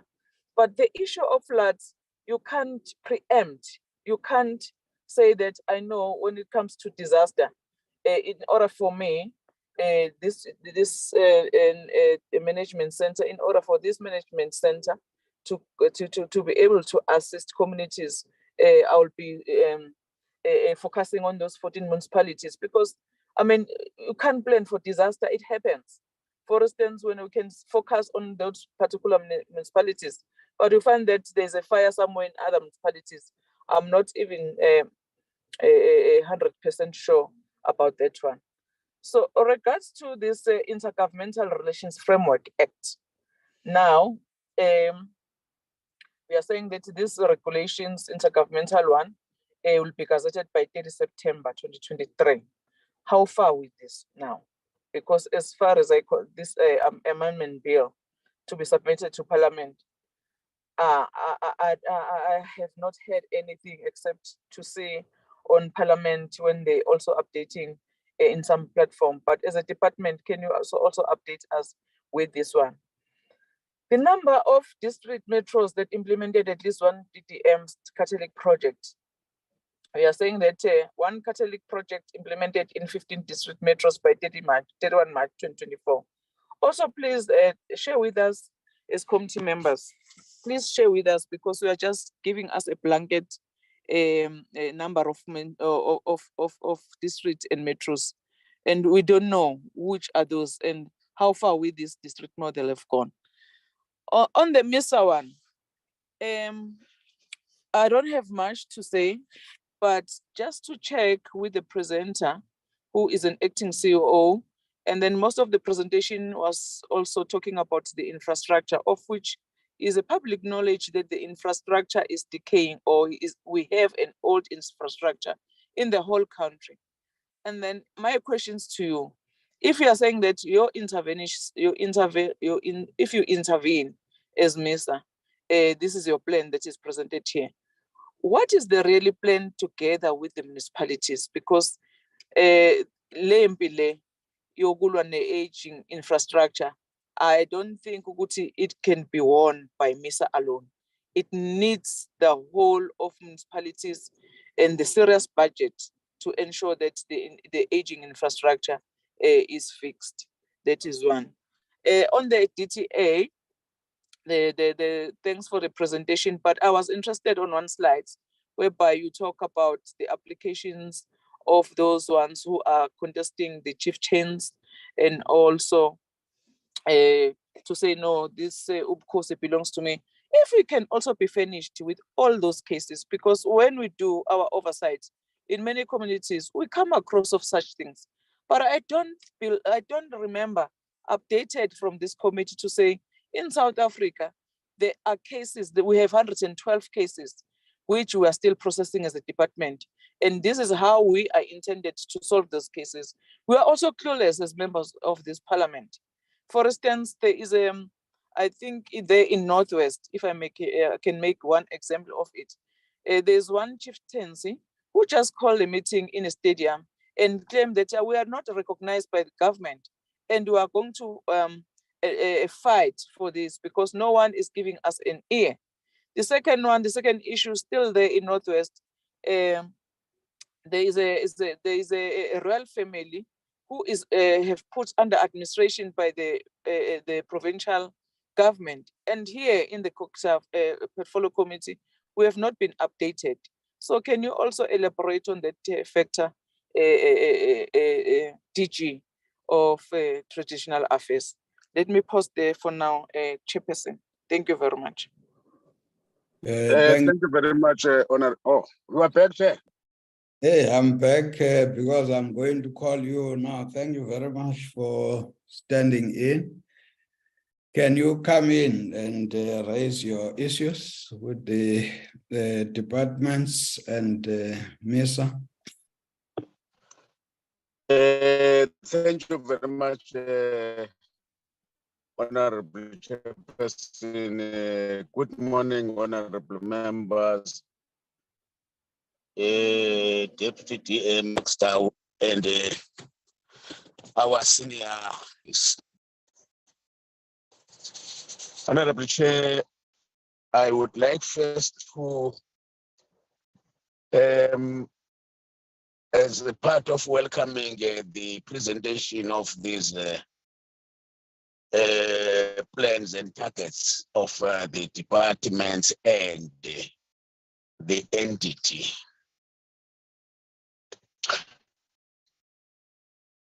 First to Mr. Maswashe Tipofa, our DG Traditional Affairs. Thanks for the presentation.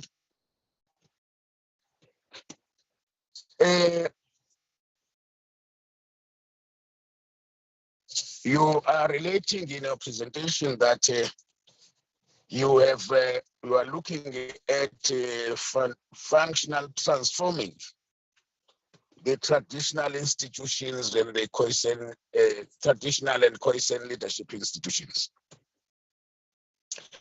As you know, yesterday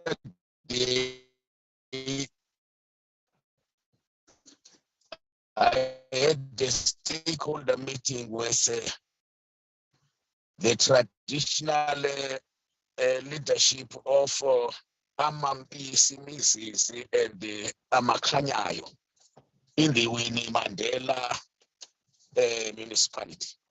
What was raised by those traditional leaders was that it is now over 10 years that transformation these institutions have taken place. But within this 10-year period of transforming traditional institutions, what they've realized is that they have not as yet. I could see in your presentation that we're targeting to provide 23 members of the National House of Traditional Leaders. They have not as yet been provided with the necessary tools of trade, as well as the necessary Wi-Fi in their institutions, so that they could begin to engage in effective governance within their own institutions.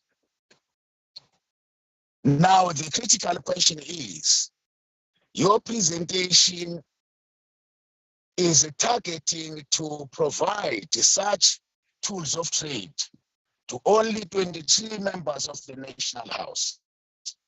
What would be happening with the provincial houses and the local houses at this particular point in time? What time frame does the department have of actually rolling out tools of trade for all these traditional institutions and the houses? The other issue was that, which is transversal, both to you, DG Dipofa and Avril Williamson, as well as the acting, because she was touching on this matter, the acting CEO of MISA, that the SPLUMA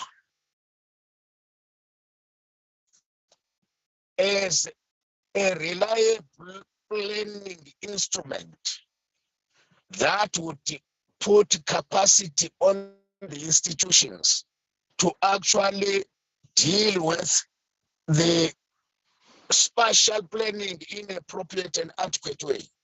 Was that as traditional leaders, they have serious shortcomings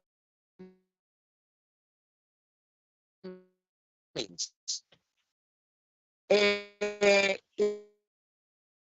dealing with this issue. I heard that the acting CEO was looking at actually developing compliant spatial plans in the dysfunctional municipalities and institutions. The question now is, traditional leaders have been raising an issue that in the provision of the SPLUMA, particularly the tribunals, that traditional institutions are not recognized, are not participating. How effective and to what extent then have we been assisting? I know that the act itself originates from this thing of land administration, the Department of Rural Development. But the issue is, to what extent we at this department of this particular area, so that traditional leaders would actually welcome and accept SPLUMA, because they say SPLUMA is a good and a reliable and a legal tool, but the challenge is that they, as traditional leaders within their jurisdiction, and this thing is throwing them into a conflict with the municipalities, because they would love that this partnership with municipalities is actually now debarred by the fact that tribunals and even their officials are not sitting, are not provided, because they say even the regulations that had come up does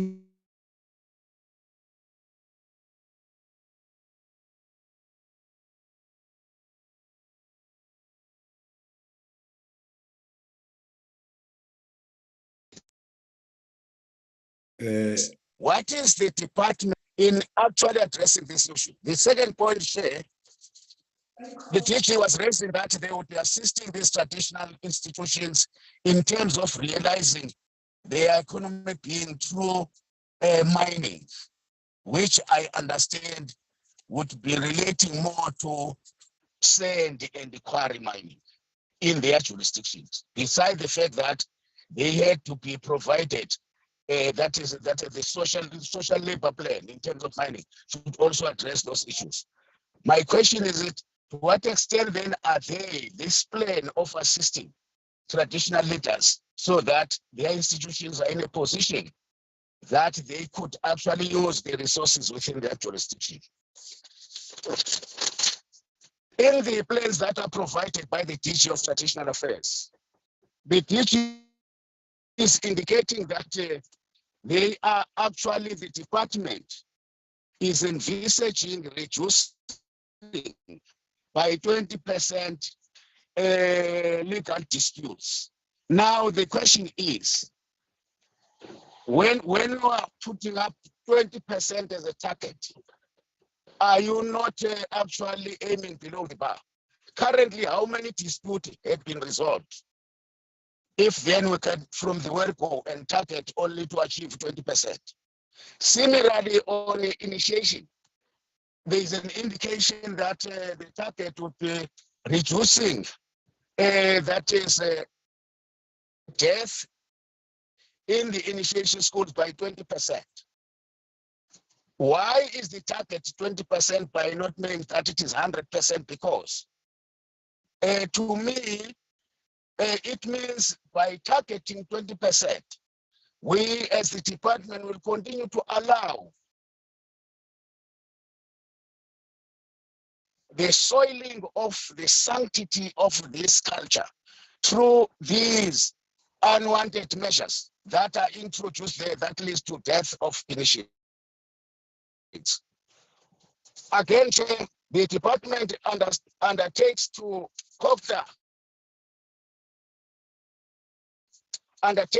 support National Treasury in finalizing a solution of the ESCOM's 400 billion debt. What are the details of this support and what it will entail? In the same vein, COGTA envisages submitting an intergovernmental relations framework amendment bill by the 31st of March 2024. At what stage is this bill currently now that it will be submitted in 2024? And how realistic is this particular time frame, given that the department has not been that smart in making sure that it's submitting on time? Coming to MISA, Chair, MISA is reflecting that 70% of the water waste treatment plants in the dysfunctional municipalities is not improved to high risk. Particularly, they are mentioning only 22 municipalities. Now, my question is, which are these? I understand that they would not detail these municipalities, but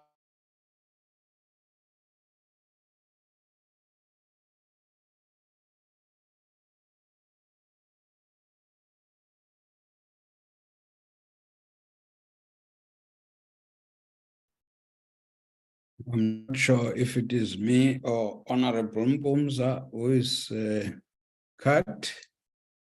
I think it's him, Chair. We are all still on the platform. Oh, okay. Because I also went off. Can we, in the meantime, call on Honorable Opperman? We'll take Mpumza later. Honorable Opperman. Good morning, Chairperson. I ask your permission to switch off my camera due to unstable connection.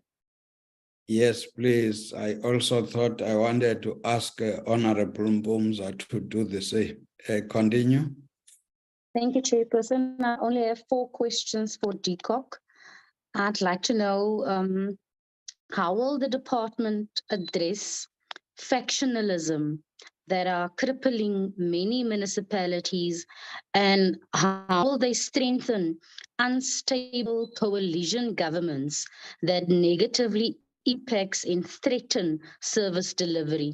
They mention in the presentation that they are going to start with legislation to ensure stability, but when will that be finalized? In almost all municipalities that came before the portfolio committee and those that we read of, there is a high level of vacancies and absence of suitably competent senior managers as well as CFOs. But in the meantime, bloated organizational structures take up most of the municipalities' budgeted expenditure. I want to know, how will the department address this material problem, and how do they envisage to resolve this? While 68.9% of municipalities are dysfunctional, 64% of municipalities are in financial distress. So I want to know, how will the department address unfunded budgets of many municipalities across the country, as well as continuous weak audit outcomes and the seriously declining municipal revenue collection? Then there's growing consumer debtors and debts owed to municipalities. Almost all of them, when they come before us, they say there's a lot of state departments that owe them money. And if they can only have that money, they can pay their bills. What help can municipalities look forward to receiving from the department to ensure that they get what is due to them in order to pay their own bills? Thank you, Chairperson. Thank you very much, Honorable Banchaba.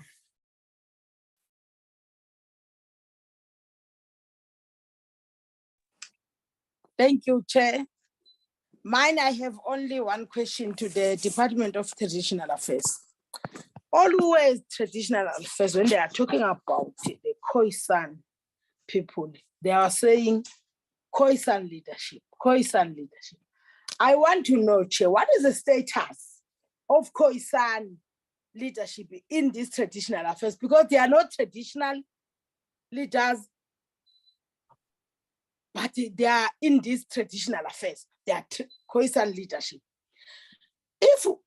Because if they are not traditionally leaders, they're supposed to be featured anywhere in the department, not in the Department of Traditional Affairs, but they are not traditional.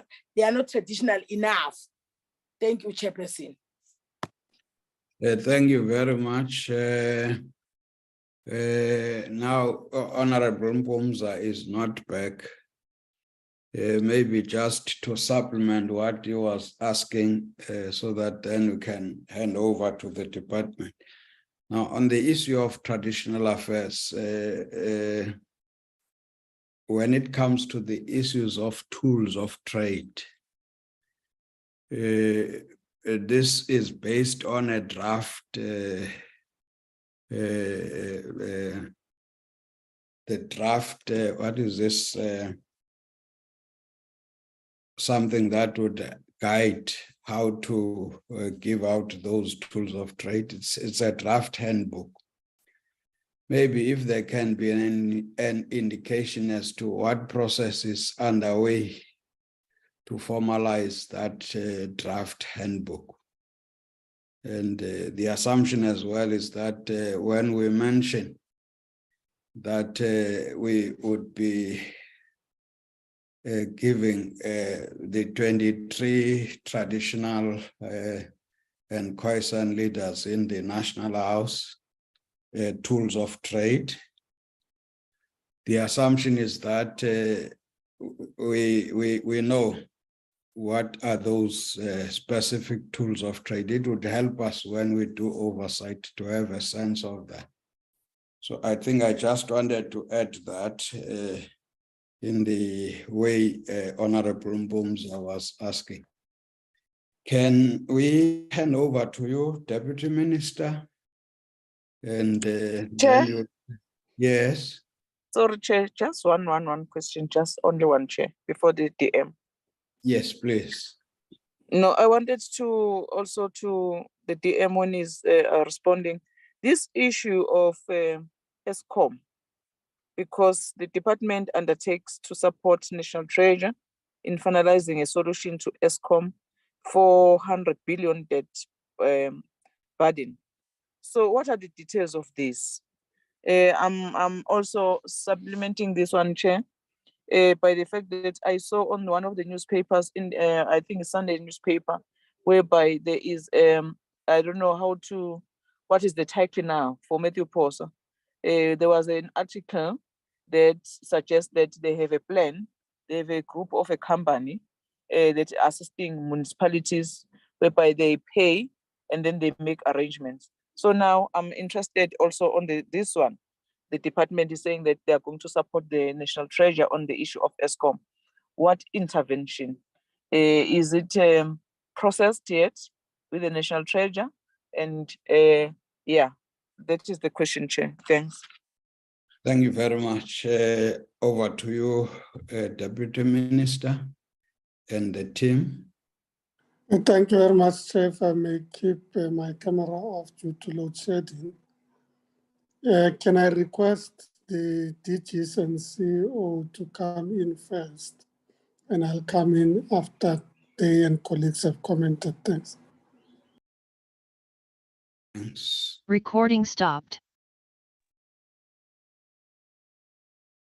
Thank you, Chairperson. With your permission, I'm also joined by my team of executive leadership. And the way I would like to do it is that each program lead will provide responses, and I will also cover where they've not covered. So I thought I'll start with program 1 with our CFO,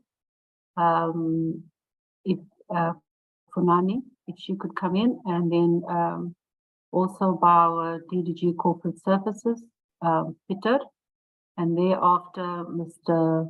Ohale, who's acting as DDG for LGOS. Recording in progress. In that order. Thanks.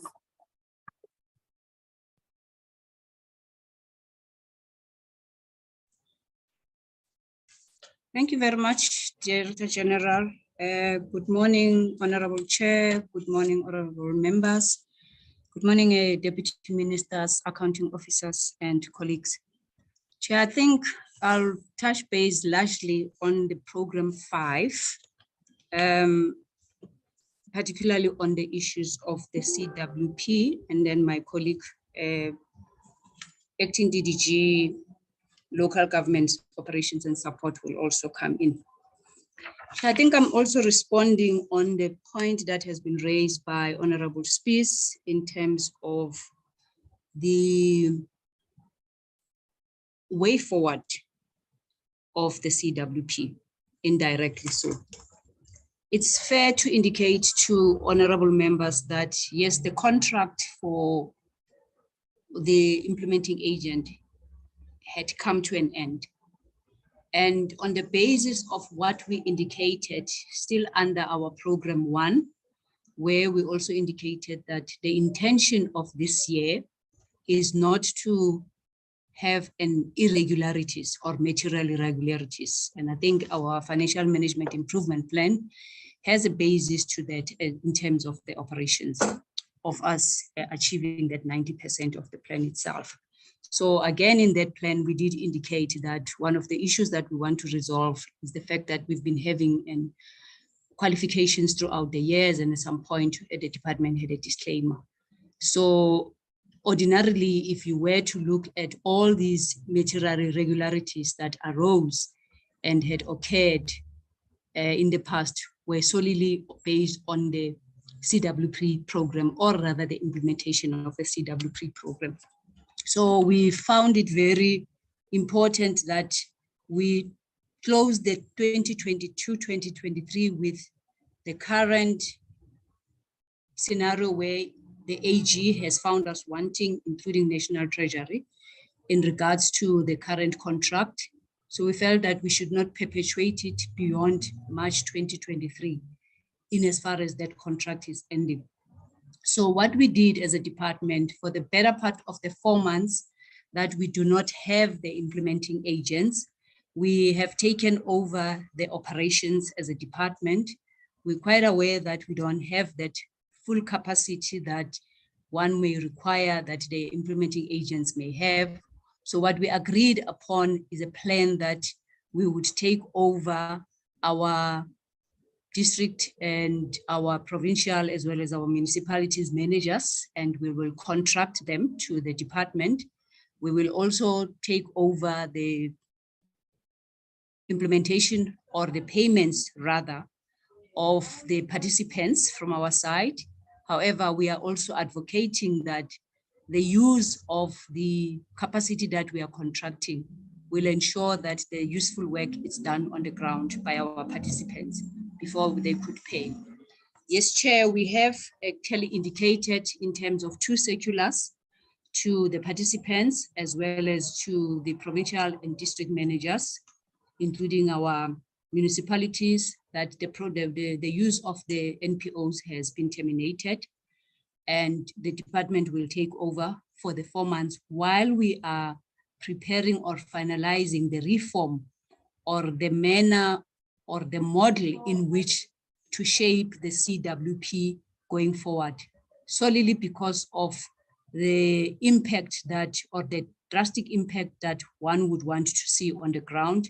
Second to that is the fact that we would want to reform it in such a way that the implementation of the CWP does speak solely to the policy that has been undertaken, as well as addressing all those audit queries that have been raised. But I do want to indicate that we're working towards the plan that we've adopted yesterday that will take us from managing the payments of the participants, which we had indicated in the circular that they still remain in the program. The supervisors also remain in the program. However, we will contract the managers that will take care of the sites as well. We are mindful of the security issues that are on site as well. And we are also mindful of the costs that are involved in that case. To answer the question on whether we will be using the NPOs going forward, it's important for us to indicate to the committee that the remodeling program that, or process that we're undertaking, will inform the type of vehicle that we will be used as a program and project managing of the program going forward. And that, correctly so, Chairperson, there has not been any formal communication to the portfolio committee. We were finalizing the plan for us to be able, when we respond or we write a letter signed by the minister to the chairperson of the portfolio committee, having outlined the plan that we're going to undertake from now up until the end of August, while we are finalizing the remodel. However, a formal workshop has been arranged just so that we take all the members through, and that will be done in as far as us finalizing the remodeling. So there will be that communication, and there has been communication. And it's unfortunate that at some point, because of everybody's busy schedule, particularly the honorable members, then we had to shift the project or the workshop to another day. As I indicated that we are working towards an impact on this, bringing in the point of the 4.3 billion that the member space has indicated in terms of it being bloated. And I think this one also, the use of the budget is also dependent on the vehicle that we are going to use in terms of project and program management. So we will be definitely be using this money for payment of all those managers that we will be contracting from the district, from the province, inclusive of the securities that we shall be paying as a department that we have taken forward. But I do also want to indicate, lastly, Chair, that we have been having some retained funds or retention fees from the IAs from the beginning of the program itself. It has been a pretty standard in terms of the service level agreement, if not the terms of reference that have been agreed upon, that at the end of the period, after they had given us all the requirements in terms of the contracts, including the handing over report, including the closeout report, that the retention fees will be paid out. But we retained these fees on the basis of so many reasons. One of the reasons that we had not paid them, but budgeted for in this financial year as well, is the fact that we've identified a number of discrepancies in terms of duplication of invoices. So we've been dealing with the reconciliation of such, Chairperson, and the finalization of this, to be safe, is to say to the honorable chairman members and the chair that the finalization will be end of May or in the middle of May. And then in that case, we are in a better position to can determine how much of the retained funds are payable and due to our implementing agents, and we're quite aware that some of them may be owing the department. And I think there are a number of issues that we are looking at when we have to repay them on the retention, and the bigger one is the issue of the asset management that are on site. So Chair, on that, and I think we are working towards these 4 months as a department together to be able not to have any disruptions, to be able not to break the chain that has been there throughout with the use of implementing agent. We are capacitating ourselves, and as DG had indicated in the plan itself, that under the local government operations, we have improved, and we have a number of chief directors that will be visible on site in support of this program and other functions as well. Thank you very much, Gigi, and thanks to the chair.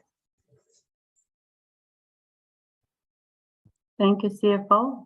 Let's go to Mr. Pretorius. Good morning, Chair and honourable members, Deputy Minister, colleagues.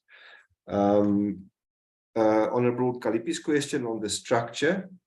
The structure was approved by the Minister for Public Service and Administration and the former ministers in May last year.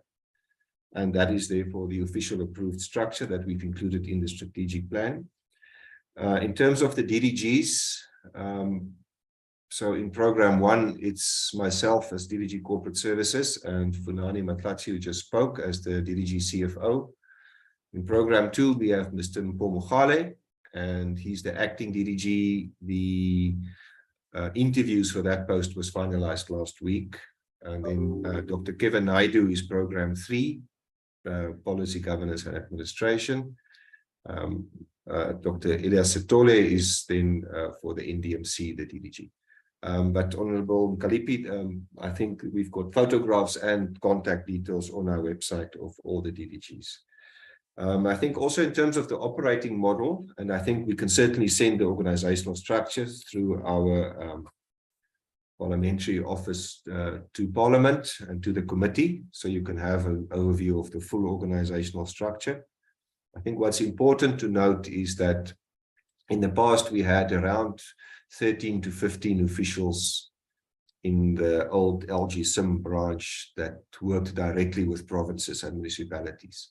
And if you then look at the new organizational structure, the LGOS branch, Local Government Operations Support, now has 80 officials.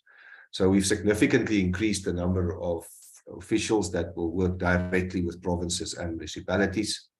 And I think that's also why we changed our targets, because we now have a greater capacity to work directly with our primary clients. But we will send through our DG's office the full organizational structure to the committee. Thank you. Thank you. Let's move to Mr. Mogale. No, thank you very much, DG. And also let me take the opportunity to greet all the members, honorable members of our portfolio committee, and also to the Deputy Minister, and also the DG POFA, as well as the acting CEO, and all the colleagues from Salga and any other members who are in the meeting. I greet you all and good morning. My inputs will focus on, I think, three inputs or 3 questions. The first one was from Honorable Smith on the matter of functional work committees, and she asked as to what do we mean by that. And just to remind the members that in the past we are more focusing on what committees established, and we always have the data set of areas or wards that have not been able to be established, and they differ from province to province. In eThekwini, it was 1.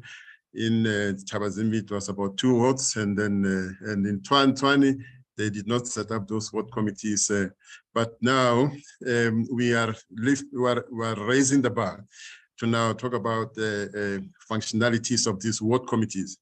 And what we mean by that is that it should be committees that are chaired by a ward councillor, and also that committees will have portfolio of evidence that they have met, and also that they have developed ward-based plans, and those plans will also be, assessed, and also obviously where there is need, they will be supported.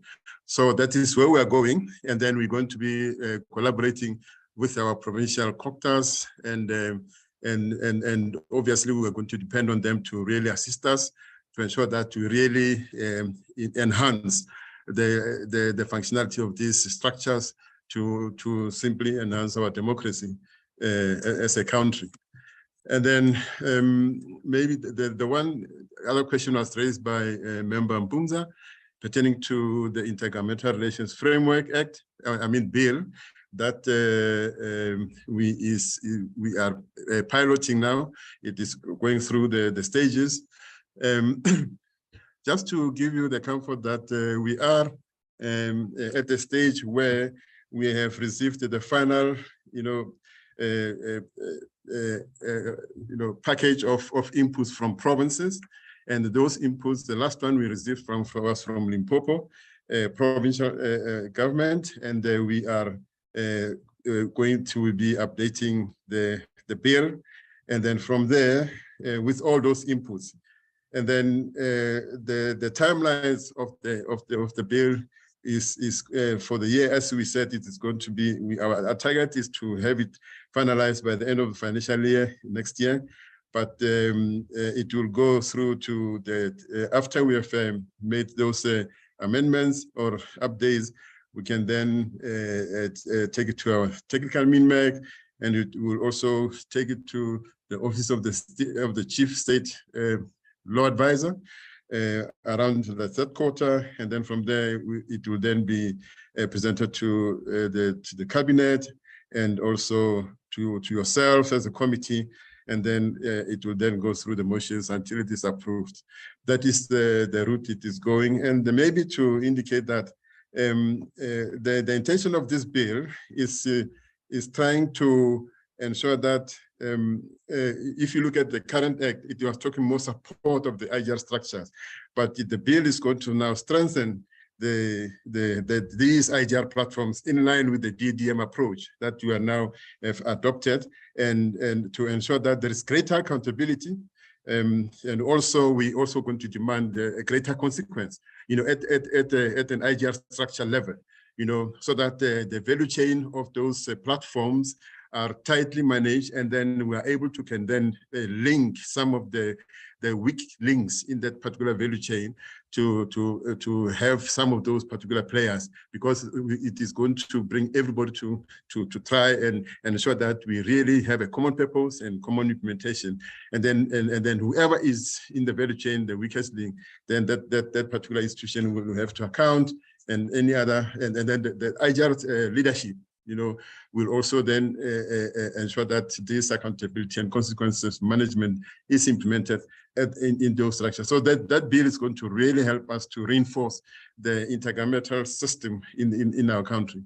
Well, lastly, just a comment to say to the member Mkalipi that yes, you have referred to the question of Ekurhuleni, of one of the ratepayers in Ekurhuleni, and then we did assist him.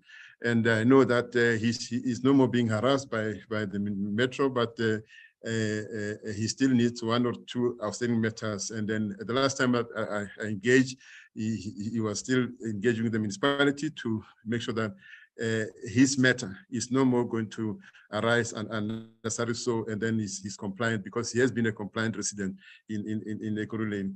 But as DDG Peter has indicated, there will, all the names of all the chief directors in the provinces will be shared with all of you as members, and then so that you are able to channel all this. But I can always indicate that yes, you can direct it either to myself, and then you copy my chief director, or send it to the chief director directly and you copy myself. I would always want to be in the loop so that I'm able to make sure that we follow through on some of the matters that you will be raising from time to time. But thank you very much, DG. I think those were my inputs. Thank you, Paul. We'll go to Dr. Nigel. Thank you very much, DG. And let me also start by greeting the Honorable Chairperson, honorable members of the committee, our Honorable Deputy Minister, and the colleagues on the platform. So I just wanted to preface the specific questions that were raised by the honorable members by just reflecting on the 66 dysfunctional municipalities. Now, as you would have noted, there's a common thread throughout the presentations that were made by DCOG, MISA, as well as by DTA. And that common theme is the 66 municipalities, dysfunctional municipalities. So as we go along, we find that There's reference to 22 dysfunctional municipalities, and in some instances, the 10 dysfunctional municipalities, which would come from the pool of the 66. Now, it's important to know that the 66 dysfunctional municipalities were classified as such, having looked at the 5 criteria that inform the identification process. And that 5 criteria was: 1, they needed to be in the category of financially distressed. They needed to have identified governance challenges in those specific municipality. The 3rd criterion would be that they would have service delivery challenges. 4thly, other risk or stress-related challenges in the municipality. And then also the 5th criterion of unfunded budgets. So when you look at the 5 criteria, they would be prevalent in the 66 dysfunctional municipalities. And in some instances, the 66 would have more than one. The 22 were identified where all 5 criteria were common in those municipalities, and hence the reference to those in some instances. So the focus is trying to see how we get these 22 out of the situation that they are in, having the 5 common areas of dysfunctionality, but at the same time to see how we support the remainder in the 66 dysfunctional category, but also to not let the remainder of the municipalities that fall outside the 66 to get into that category. So I thought it's important that we reflect on that, but it was also something that was raised by one of the honorable members. Now, there was a question, the first question that came from Honorable Spies related to competence and how we are going to be undertaking this specific work as indicated in one of the indicators of the department. And I'd like to start by just defining what competence is, as we've provided for in the regulations of 2014 that was issued by the Minister of January in that year. And it says, competence is a senior manager having the necessary qualification, work experience, and knowledge to attain at least a competent level of assessment. Now, secondly, what we do as a department to monitor this is that we have, over many years now, established an HR forum where we monitor the filling of vacancies of senior managers through provinces. So we would get the provinces together with SALGA, together with the DPSA, and see how the filling of vacancies are being undertaken in the various municipalities. So these reports are presented to us by the provinces, and we monitor what MECs would be doing, the reports that they would be getting from councils, whether they're responding within the 14 days, etc., etc. And where there's shortcomings, we try and attend to it.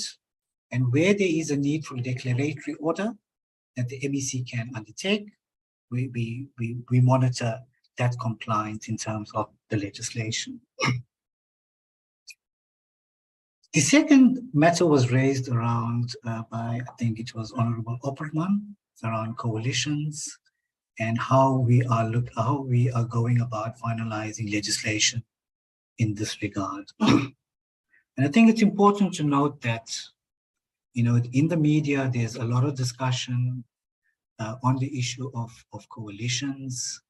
There's pronouncements made by various stakeholders, be it political parties, etc., etc.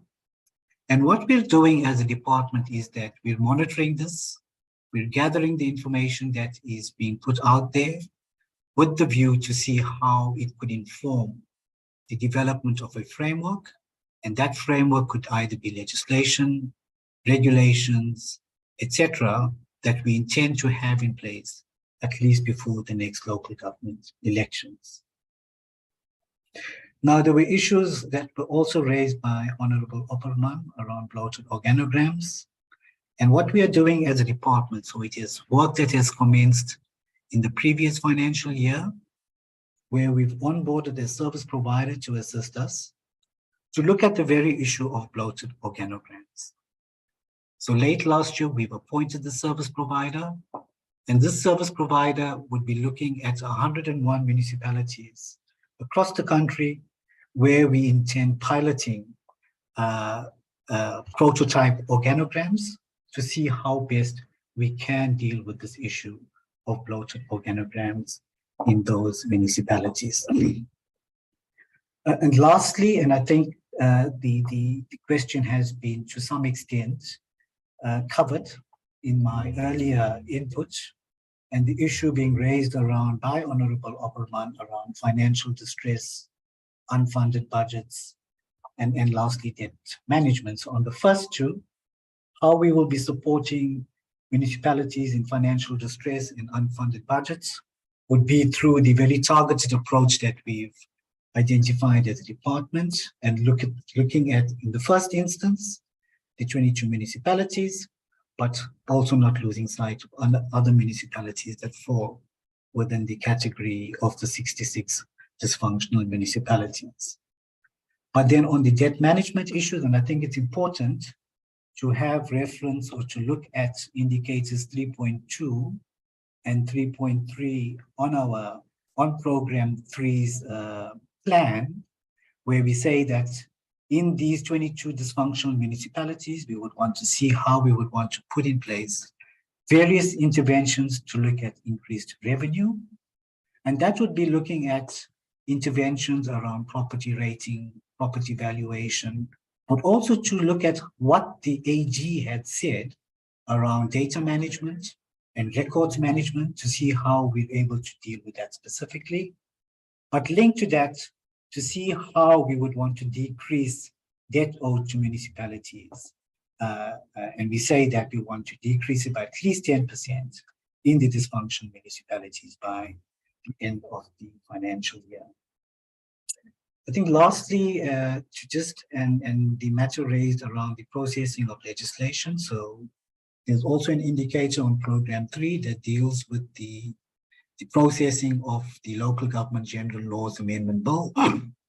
It has work that has commenced already in the previous financial year, where we solicited inputs from various stakeholders. So we went to all government departments, SALGA, the Demarcation Board, National Treasury, etc., and said that we want to look at what are some of the impediments and challenges that local government faces broadly, brought about by the various pieces of legislation that we have.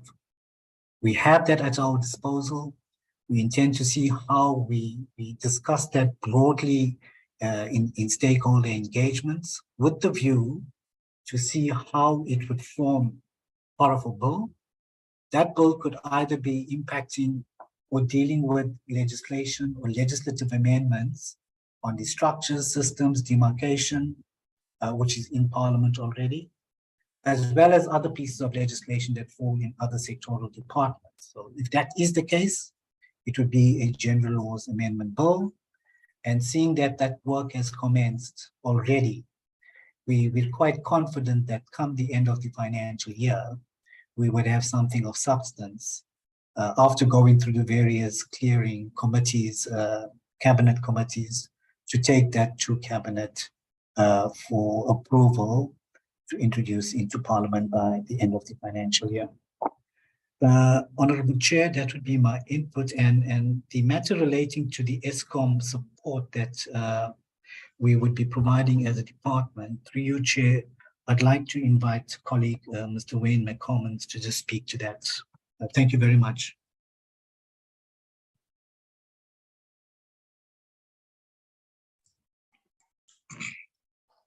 Thank you, Dr. Naidu. Good morning, Chairperson and members of the committee, and the leadership of the three departments, COCTA, DTA, MISA, as well as SALGA. Chair, I will be responding to the question on how we will support the National Treasury on the ESCOM debt issue, the municipal issue. Chair, you'll be aware in February, the Minister of Finance tabled the budget, and in that particular budget, there was reference made to how ESCOM will be supported in terms of their debt. What has happened subsequent to that particular announcement, Chairperson, is that National Treasury issued specifically circulars 123 and 124, wherein they introduced a municipal debt relief package, which relates largely to how National Treasury, but supported by National Department of Cooperative Governance, will support municipalities in relation to the debt owed to ESCOM. And what is contained in there, Chairperson, is a process whereby municipalities will have to, at least for a 3-month period, sustain their current account to ESCOM to enable them to qualify what is called in that document, in the circulars, to qualify for a debt write-off in relation to the historic debt. So, Chair, will be, and one of the biggest things that's important for that to materialize is for municipalities to implement the credit control and debt collection policies, Chairperson. And it's in that context where the DCOG will come in to work with municipalities to make sure that, number one, they've got credit control and debt collection policies in place that's approved by the Municipal Council, and that they actually implemented, Chairperson. Because if it's not implemented, it means that they run the risk of not meeting the condition around sustaining the current account for a period of 3 months. The second aspect or nature or context of how we will support the National Treasury, Chairperson, is also linked to the very same circulars that I've quoted now. What National Treasury has done is proposed an amendment to the Electricity Regulation Act that speaks to the licenses and distribution licenses. Now, what has been proposed in the amendment to the Act, as is mentioned now, Chairperson, is a role being created for national and provincial COGTAs and National Treasury, whereby we'll be enabled to approach NERSA to request that the municipality who has reneged on paying that current account for a period of 3 months, to request NERSA to revoke the license, Chairperson, from the municipality in favor of ESCOM, to allow ESCOM then to supply and distribute directly in that particular area, and in the very same breath also collect from the consumers or the customers in that particular area. Now, where COGTA comes in, or DCOG comes in this instance as part of the support, is that step, i.e. the revocation of the license, is very heavily linked towards the powers and functions as contained in the Municipal Structures Act, which falls within the National Department of Corporate Governance domain and our Minister of COGTA. And that is where we will have to come in to make sure that in the event where a municipality renege on that 3 months payment condition, that either we or National Treasury approach the NERSA to request for the revocation of the license, and that we then support them in that particular instance, given that the function resides, the powers and functions debate at a municipal level resides with the Department of Corporate Governance and not National Treasury. So that's the context, Chairperson, in which we would have to support National Treasury, specifically on the issue of ESCOM debt in relation to the circulars that they've issued on the municipal debt relief. Thanks. Thank you. So we move to the NDMC. Dr. Ellis Sitole is not in the room, but NDMC questions. Yeah, good morning, DG. Good morning, Honorable Chairperson, honorable members and colleagues. Chairperson, it's just 2 issues. I'll start with the second one, pertaining to the question on the 14 municipalities that we are targeting for the strategies. This is a project that is running over the medium-term strategic framework period. And over the last 4 years, the National Centre has worked with a number of municipalities in improving their disaster management planning specifically, but also to work with them in order to implement and to better inculcate the disaster management planning in the IDP process, so that we would be able to start dealing with reducing the risks that municipalities are facing. In this financial year, we intend to finalize that process, but also to deepen the project to specifically start looking at the developing strategies and methods of identifying risk at the at a more local level, and to work with the municipalities. But it's important for us to also understand, DG, that the NDMC is not doing this work in isolation. We work with the provincial COCTAs and the provincial disaster management centers, as well as the local disaster management centers. And in some instances, where necessary, we work with the national departments and sector departments to assist us in understanding, first of all, the risk that the municipalities are facing, and then, to assess their disaster management planning and make recommendations and support them, to cater their disaster plan, for the risks that are faced within their municipal areas. Then there was also a comment made, DG, on the declining disaster management budget. If we look at, for instance, the allocations this year, according to my reading, there's the allocations that are made for the disaster response grant, recovery grant, there is significant allocations.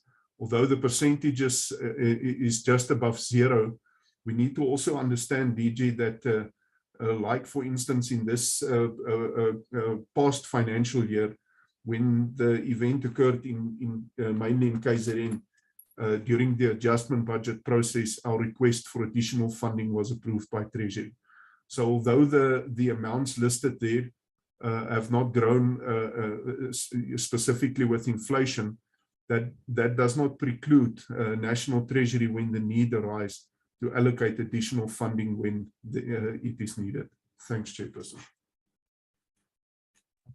Thank you so much, Honourable Chairperson. Perhaps then just on my part, some additions. Just with regards to the question that arose from Honourable Spes, where she's spoken to the identification of the dysfunctional municipalities. I thought I would just mention the State of Local Government report. And within the State of Local Government report, we had classified municipalities into high risk, medium risk, and whether they were stable. And at the time, we also looked at some indicators that would give us a fair view or an idea of exactly what the state of that municipality is. And these indicators were under governance, administration, financial management, and service delivery. But as such, we also then added in economic growth and development, because we thought it was also critical, and infrastructure was the last one, the last indicator we added. And for instance, under administration, we would look at indicators such as vacancy rates, bloated structures, or in financial management, unfunded budgets, and so on. But the point that I wanted to make is also the fact that we will be applying a more scientific approach as well in determining the basis of the dysfunctionality, in that we have also developed the municipal assessment tool that talks to each of these indicators as an area.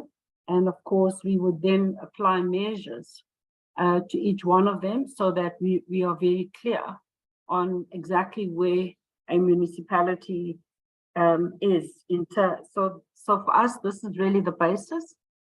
And then the second point that I also thought I should mention is that in the State of Local Government report, I had identified the 66 dysfunctional municipalities. And over the 2-year period, we had also conducted an assessment that would have given us an indication of where we saw some improvements, where we know that municipalities that were medium risk and how these actually moved to becoming stable. And of course, those that were high risk, we were trying to actually prevent the numbers from increasing. but unfortunately, this is where the number did increase by 2 at the time. And I also thought it would just then be important for the committee to then note that of the 66 municipalities, we then made a determination of the top 20, as Kevin, as Dr. Naidu had actually pointed out. So we're also happy to share the top 20 municipalities that we will really be focusing on. And as a result of the assessment that we have undertaken, it's on this basis that we've also then developed the municipal support intervention plans. And as such, our operating model with each chief director in each of the provinces with their teams, then focusing on then providing that support, which is tailored or customized to every municipality. I think I would leave it there at that, Chairperson, and perhaps then just thank the Chairperson and the committee for all the questions, and we will certainly ensure that whatever has been requested, that we will also provide. Thank you very much.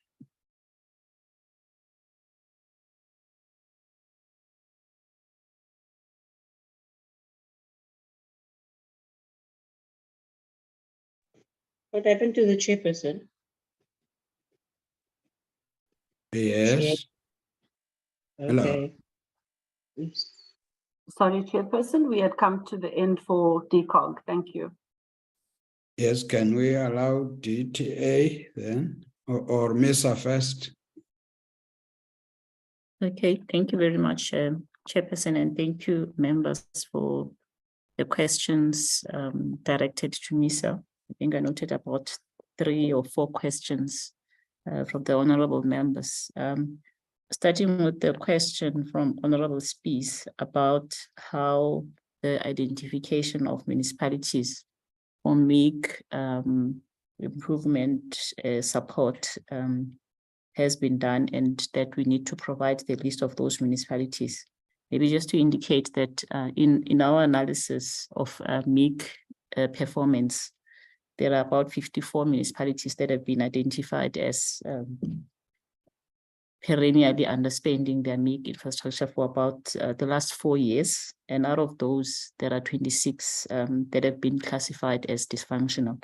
So those will be mainly the municipalities that we will be focusing on in terms of supporting them to improve their MIG expenditure. And then in terms of the use of the 10% allocation of MIG for asset management, the 10 municipalities will be coming from the list of the dysfunctional municipalities. We will then provide the committee with a list of those municipalities by the end of this month, as we continuously engage with the provinces and the municipalities in terms of the priority municipalities that we have to support for this intervention. And then the question from Honorable Mkalipi.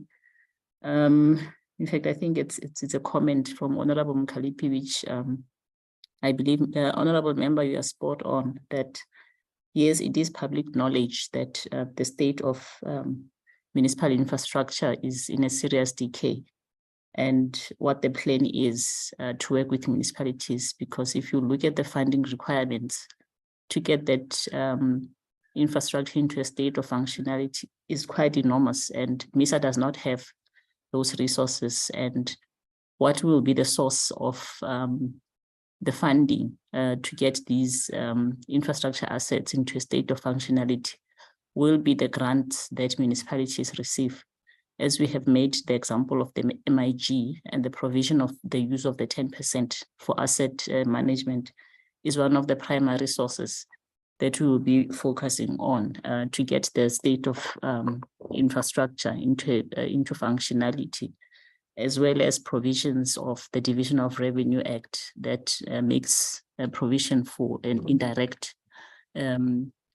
mix 6B schedule of the MIG, where the national government, which is the transferring officer of the grant, can directly implement projects that municipalities are unable to implement because of capacity constraints. And that's where we are targeting to utilize the MIG funds for the the dysfunctional wastewater and wastewater treatment works that we have spoken about. And I think Honorable Mpumza also made the point about why we are only targeting 22 municipalities and which municipalities are those. And we will be in a position to finish the list of those water services authorities, because the wastewater and water treatment works are being managed and are in the custodianship of the water services authority. So out of the 22 dysfunctional municipalities, we will then give and provide the list of those ones that are water services authorities that we will be implementing this intervention of the functionality of the wastewater and water treatment works. Chair, I have a team from MISA that can also add to the responses, especially those that I may have left out. We have DDG Alan Zimbwa, and we have acting DDG Ms. Judith Nkosi, who can also come in if there is anything that I may have left out. Thank you, Chair. Thank you. Okay. Thank you, Honorable Chair. Greetings to you and the honorable members, and to the Honorable Deputy Minister, the accounting officers and colleagues. With your permission, Chair, I'll just switch off my video. The acting CEO has covered the responses. I will just add, Honorable Chair, that one of our challenges is the misalignment between our financial years, the municipalities and ourselves at national. That's why you will see some of our indicators. For example, the MIG one, we were specific, 60% by end of March, 85% by end of June. Now, why I'm saying that, Honorable Chair, you heard the acting CEO indicating that we will be providing you with a list towards the end of the month. It's because, for example, in the MIG framework, municipalities, they provided their implementation plans by end of January for projects in the next financial year, 23-24, since it starts 1st June, as well as the next financial year, the outer year, that will start 1st of June, 2024. Now, municipalities then are required by end of April to submit their final updated implementation plans that they have to implement from 1st June this year. So ourselves, we are working with municipalities. We are taking this first quarter of our year now to ensure that we go through the project list. We try to influence the municipalities. We work with DCOG so that we can finalize the list that the acting CEO is talking about. But what Honorable Mkalipi indicated is spot on. Like the acting CEO said, that MISA cannot win the war on aging infrastructure alone. And we also realize that municipalities on their own, they also cannot win that war. And despite us supporting them in terms of Section 154, the provincial and national departments, the effect was still not as desired. Now, with this approach we are taking in our APP, we are now putting DDM in action. We are not working alone. We are working with DWS. We are working with sector departments. We are even working with other departments that are not traditionally in the infrastructure sector. For example, rural development, they even have an indicator on infrastructure development in their annual performance plans of this year. But ourselves as MISA, we contribute towards aging infrastructure under a number of indicators. For example, aging infrastructure, it causes water losses. So that non-revenue water, we implement projects to assist to reduce non-revenue water and assist with aging infrastructure. Even the one that the acting CEO spoke about, asset management plans, as well as the actual MIG. When MIG is implemented, new infrastructure is implemented. However, over and above the new, aging infrastructure is addressed through upgrading and renewal. So when we support these dysfunctional municipalities, to implement projects. They accelerate infrastructure, but they also then address the issue of aging infrastructure. But over and above that, our professional built environment teams, they assist municipalities to do the most important thing, which is development of the asset management plans.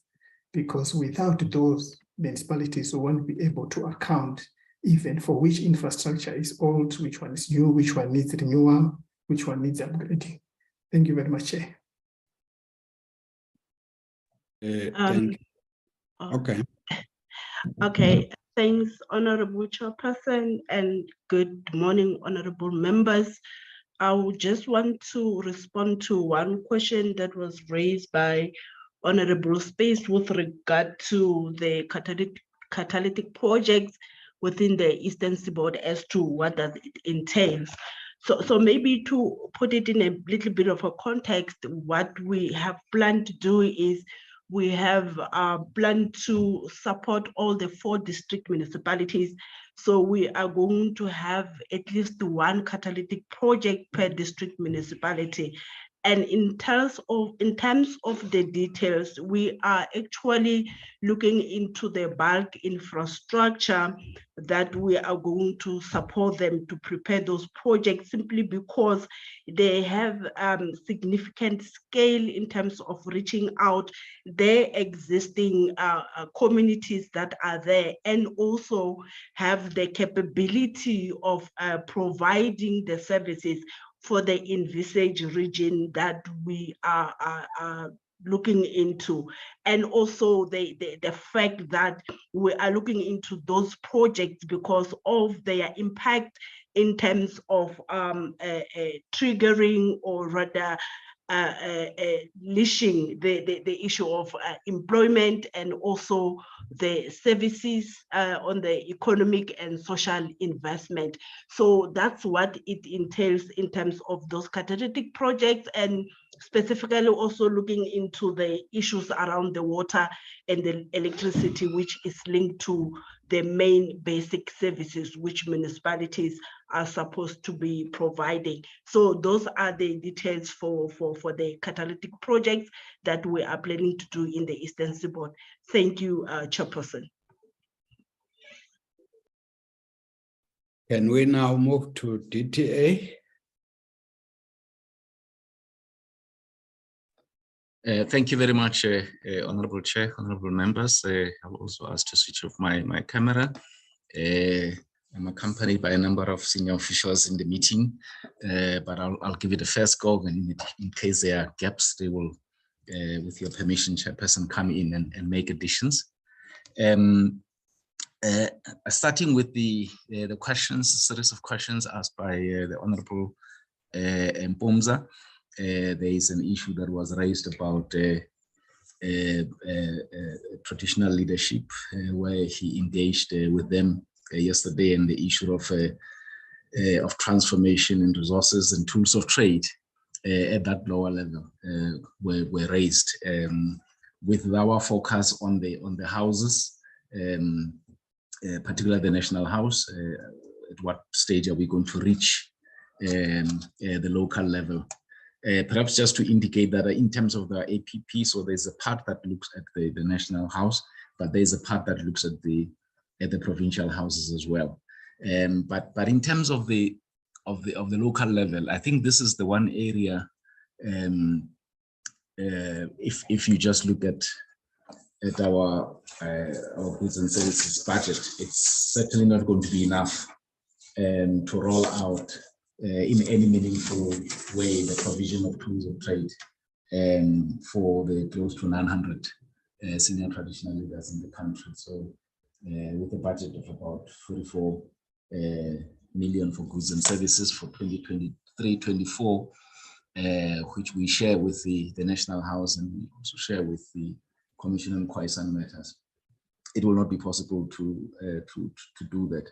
So what will it require in our view? There is the one part that is part of that work that is being done through that interministerial task team on traditional leadership that the deputy president, the president has established. So one of the initiatives there it's what the Department of the Ministry of Communication and Digital Technologies has prioritized, which is the rollout of connectivity in traditional communities.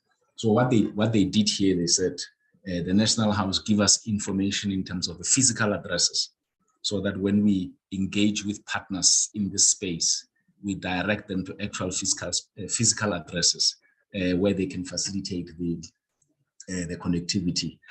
I know that thus far the House has given them physical addresses in terms of the senior traditional leadership. The Department of Communication and Digital Technology said, well, that's just one part of it. We want for all levels, even headmen and headwomen, even if it means that it's at the residence of the headman. We know that in terms of the way traditional leadership functions, if there's connectivity at the physical residence of the headman, the community will then still be able to have access and will get assistance through that process. So that's the work that particular ministry is coordinating. But in addition to that, and it's linked to the question the chairperson has raised about the handbook, it will have to do with the ultimate finalization of the handbook. So it's been drafted, and then there was ultimately a question of costing and affordability.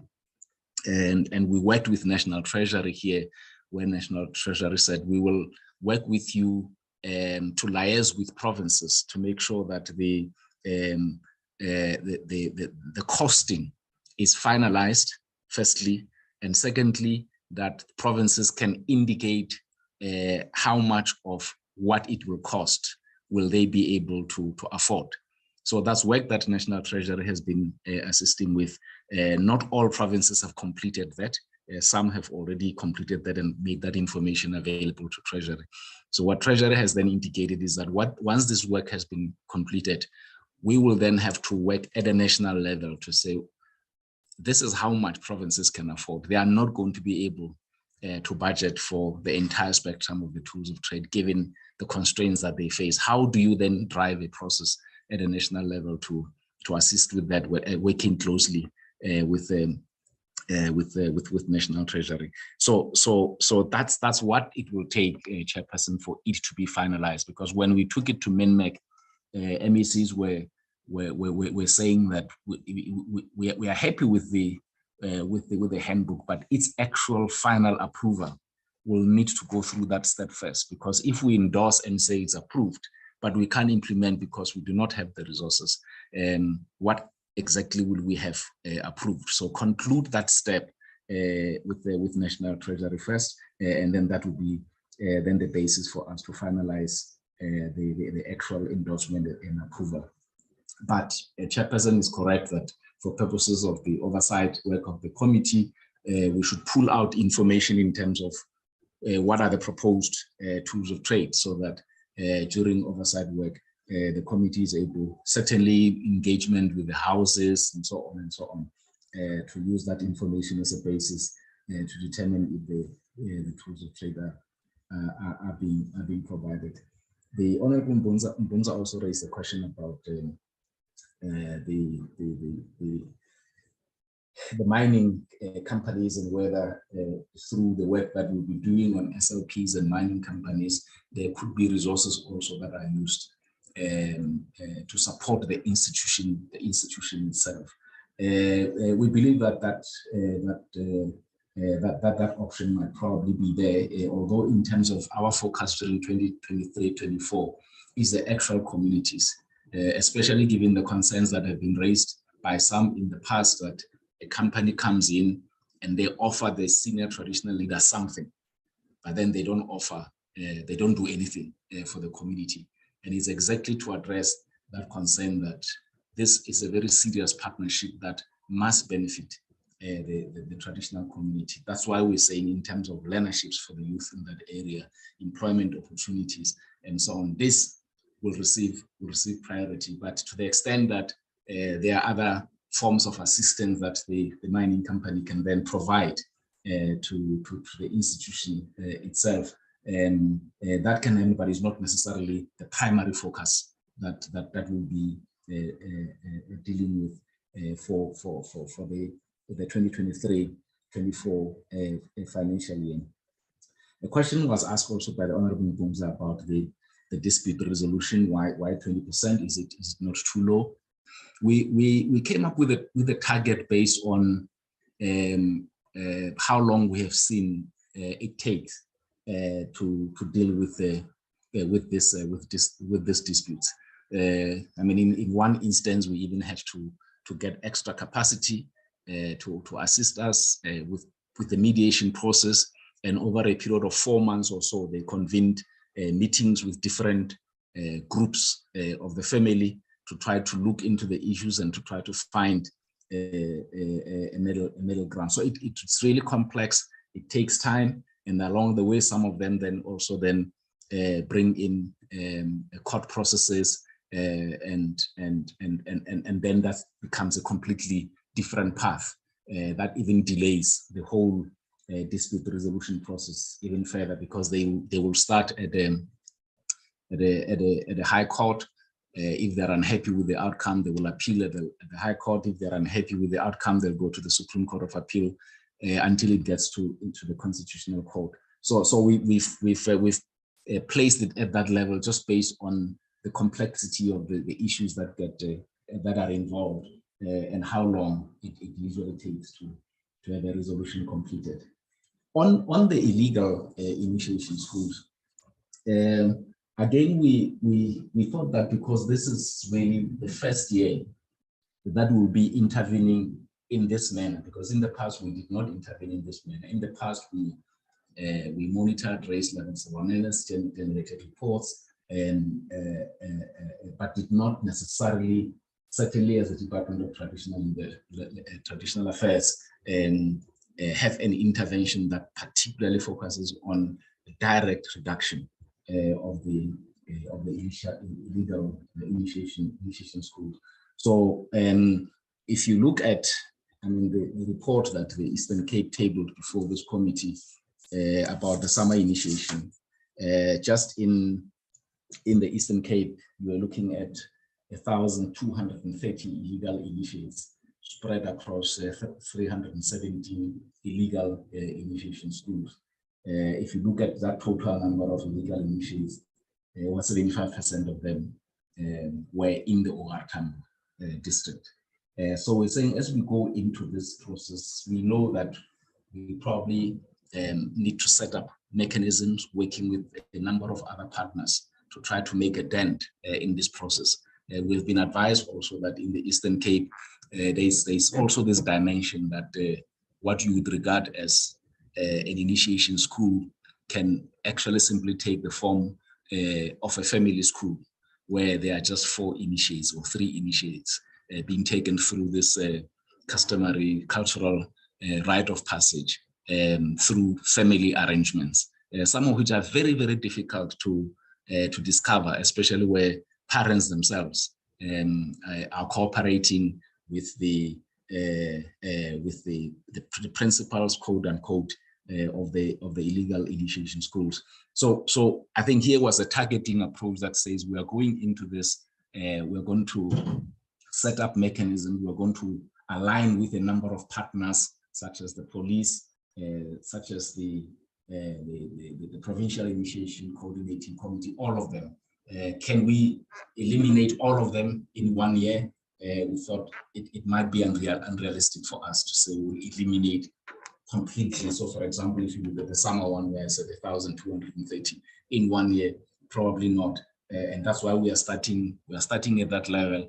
But we are saying based on the experiences that we get from this initial implementation, then we should be able to up the numbers as we go into the outer years. The Honorable Mbumza raised a question about SPLUMA. We agree. In fact, at the Land Summit, that was Communal Land Administration and Tenure Summit that was held last year, this was one of the issues that traditional leadership put firmly on the table. Their concerns about SPLUMA and the fact that SPLUMA, at least as it is at the national level, does not make any explicit reference to the role of traditional leadership. And as a result, they having very serious concerns with it. So it was resolved at the summit that the Department of Agriculture, Land Reform and Rural Development will initiate a process of revising SPLUMA, and indeed that the consultation processes now with the Institution of Traditional Leadership have started. In February this year, Chairperson, already the department has consulted, or the Department of Agriculture, Land Reform and Rural Development has consulted with the National House of Traditional and Quaishan Leaders. They've got a committee on agriculture and land. So they've already consulted. They are now taking these consultations to provinces as well, and will later also extend them to local houses, so that when the revisions to SPLUMA take place, they will be informed by the inputs that the Institution of Traditional Leadership will have provided. The Honorable Kawantaba raised a question about Quaishan leaders. Why do we talk about Quaishan leaders within the context of traditional affairs? Well, I think those who were here before us when the current legislation was being drafted advised us that although there was a recognition that ultimately Quaishan leaders and traditional leaders are one family, but given years of exclusion, they insisted that they would want their identity to particularly come out in the legislation, so that it's not subsumed under traditional leaders, but based on those previous experiences that they've had. So the emphasis was that as you amend the legislation, don't just call it the amended Traditional Leadership Act. We want that identity issue to particularly come out, and therefore Khoi and San should particularly be reflected in the legislation. Of course, in practice, when it comes to implementation, they then become part of the same institutions. For example, once the Quaishan leaders have been recognized, those in provinces will become part of the provincial houses. That's why, in anticipation of that, the provincial houses are now called Provincial Houses of Traditional and Quaishan leaders. And then there will be those who are then sent to serve in the National House, which again, in anticipation of that, is now called the National House of Traditional and Quaishan leaders. So I think that was really the issue of the identity, Honorable Kalanchalo, that was pushing this, from our understanding, that let's not subsume the identity just under traditional leaders in general. I think the last one was raised by the Honorable Kalipi on applications for recognition. The applications for recognition, I think the ones for kingships and queenships, because according to the Act, is the President who recognizes kings and queens and queenships and kingships. So those ones certainly, they either come directly to us or they come through the presidency to us, and we can share information, can readily share information on which applications have we received that are being looked at the moment. The tricky part becomes the one on senior traditional leadership, because they don't really get sent to us. And this is in line with the Act, that it is the Premier who recognizes senior traditional leaders and headmen and headwomen. So they get sent to the provincial office of the Premier or provincial COGTA, correctly so, and so to the extent that they are dissatisfied with progress at that level, they can then escalate to us to say, please assist and engage with the provincial department so that we can understand what is the status of our request. But I think the information then that we'll have will be based on what might have been referred to us. But certainly in terms of kingships and queenships, we have that information readily available. But I think if there's a particular instance of the province and so on where honorable members feel that we should then step in and assist in interacting with the province for purposes of collating information that might be required to enable the committee to execute its oversight work, we will indeed engage with the province concerned so that they they can then share that information with us for that purpose. Those are the questions that I could identify from the issues raised by the honorable members, honorable chair. As I indicated, there are other colleagues in the platform, but I don't know if there may be anything that I've missed that they might want to add, perhaps. Anybody from the department would want to add anything?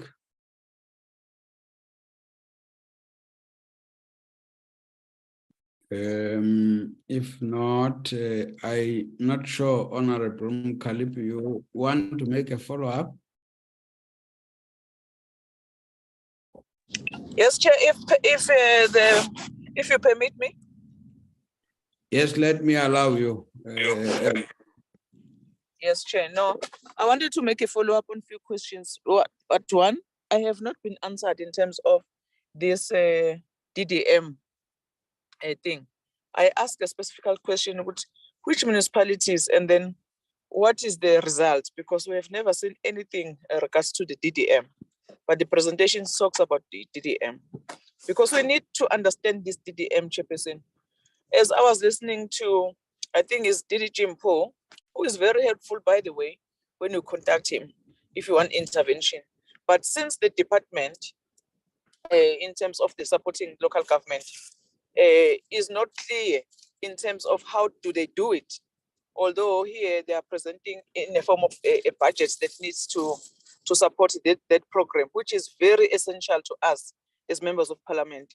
I just wanted to get a clarity because I respect the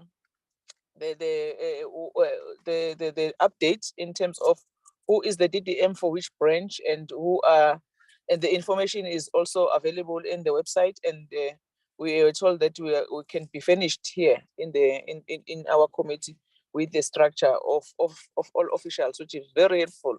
But at some point, Chair, we need to get into details. It must not be just for to say that no, we have comply.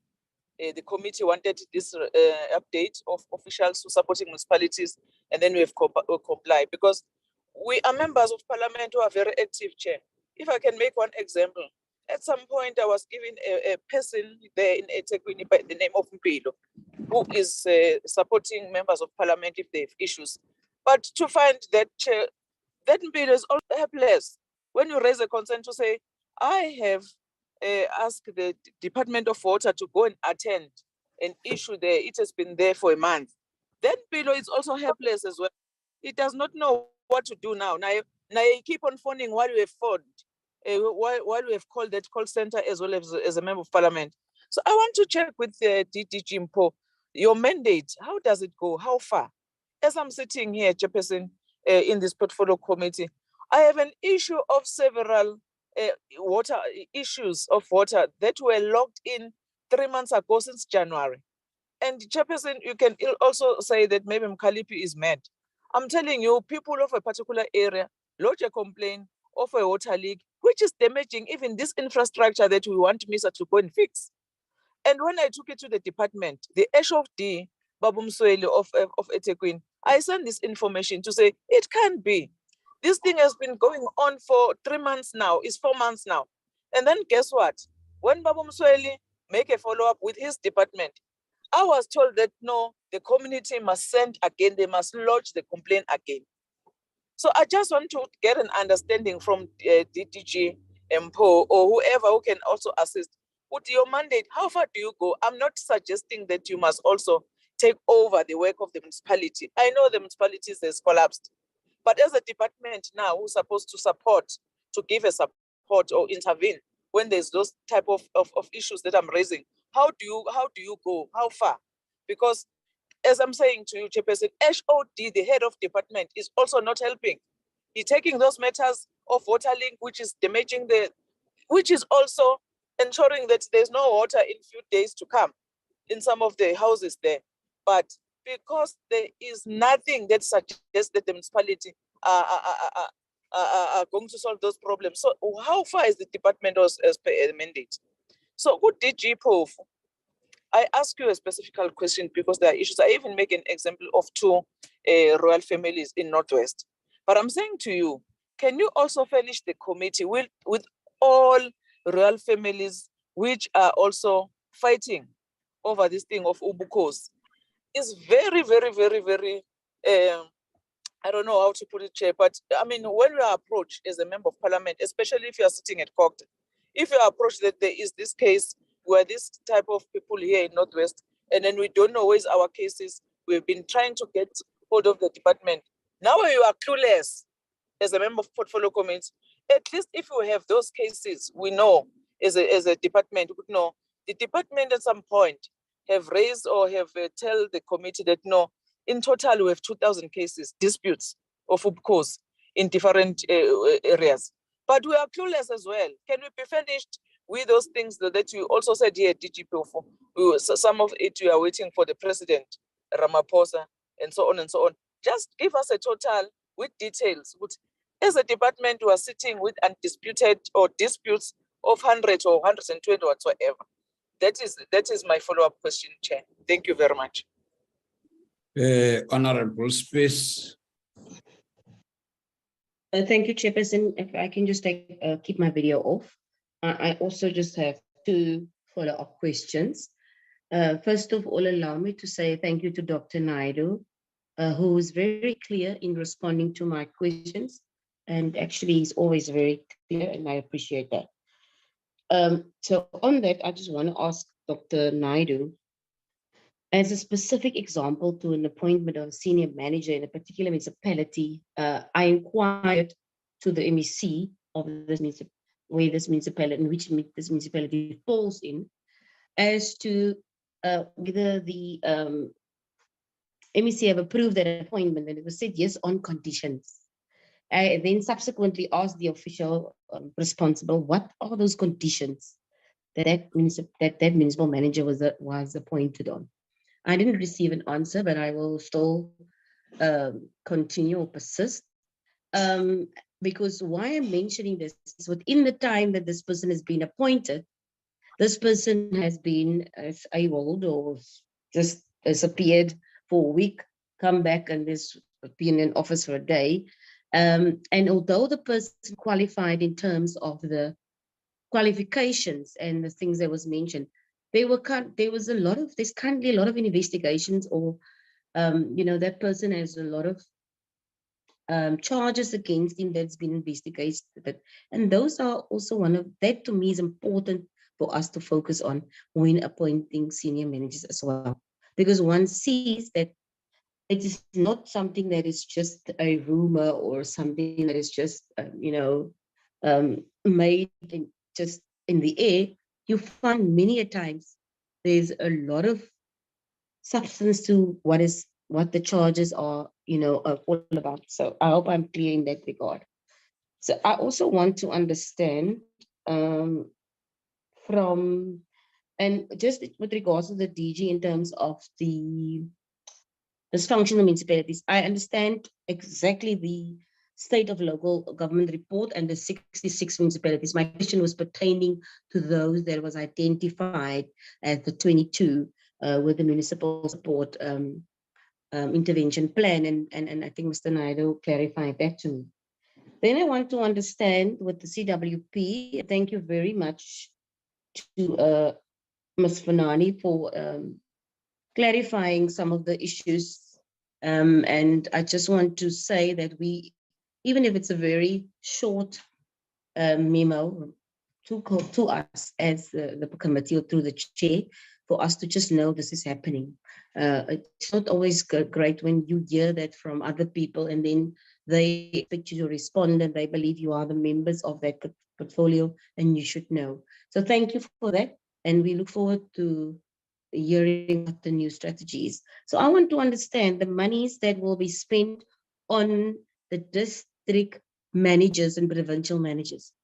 Does that mean that there will be an increase in their salaries now? But then on the other hand, who will they account to? Directly to COCTA? Is there a specific person they will be accountable to? I need to understand. And just like as Honorable Kalipi has said, we are active leaders on the ground. Just this morning, the one gentleman asked, they heard now the implementing agents are now no more part of this. So his simple request was, ma'am, we have been given Crocs to wear, not safety boots. We can't work with Crocs. We don't have warm tops. We don't have safety boots. Can we get these things so that we can execute our duties properly and not get hurt or go to work freezing cold or during the day not being able to really continue with your work because they don't have the necessary tools and the PPE. So if we can just look at things like that, I know it's not part of this now, but it is something that is urgent. And this is particularly in the Langeberg area, particularly McGregor.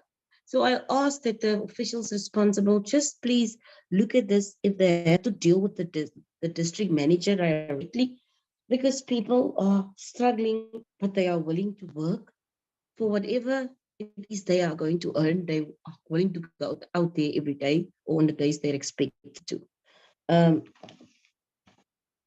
Thank you. I'm just going to stop there. Then. Thank you, Chair.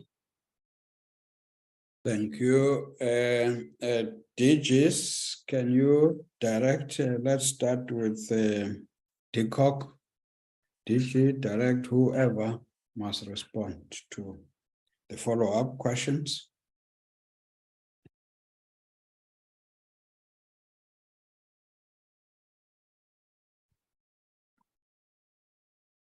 DG, DCOG, or officials, those who... Yeah. Okay. Yes. No, thank you, Chairperson. Sorry about that. No, thanks a lot. Thanks for the additional questions. Maybe let me start with Member Kalipi. Yes, when we receive complaints comes to us as a department in many forms. The other comes from the presidency, from the minister, from yourselves, and also from members of the community. And some of them they do walk in, especially if they are desperate. But then we normally check as to whether the province was able to process that particular problem. And then if you find out it has been processed and it has not been disposed, then we take it directly on as a department. And then from when we get such complaints, any complaints, we log it with the MMs of any municipality, depending as to where that complaint is directed to. And then my chief director in the province is already also seized with the matter. In some cases, in most cases, we have a bilaterals with the complainant and to understand what are the issues, and then we agree on an approach. And then we collaborate with the city. In most cases, so far, most of the municipalities, when I send some of these complaints to them, they do their best to process them. Some challenges take longer, and then especially if there are issues of financial, the issue of debt and that stuff. But when it is service delivery issues, we also then, our team in the province will also then plug with the MISA colleagues. Like, so instance, there's a problem of leakage or what in Rustenburg or any place, then they will do physical inspection of that. In other words, we really try to be hands-on in terms of the particular matter and ensure that the municipality must appreciate that there was a complaint and that complaint has reached us.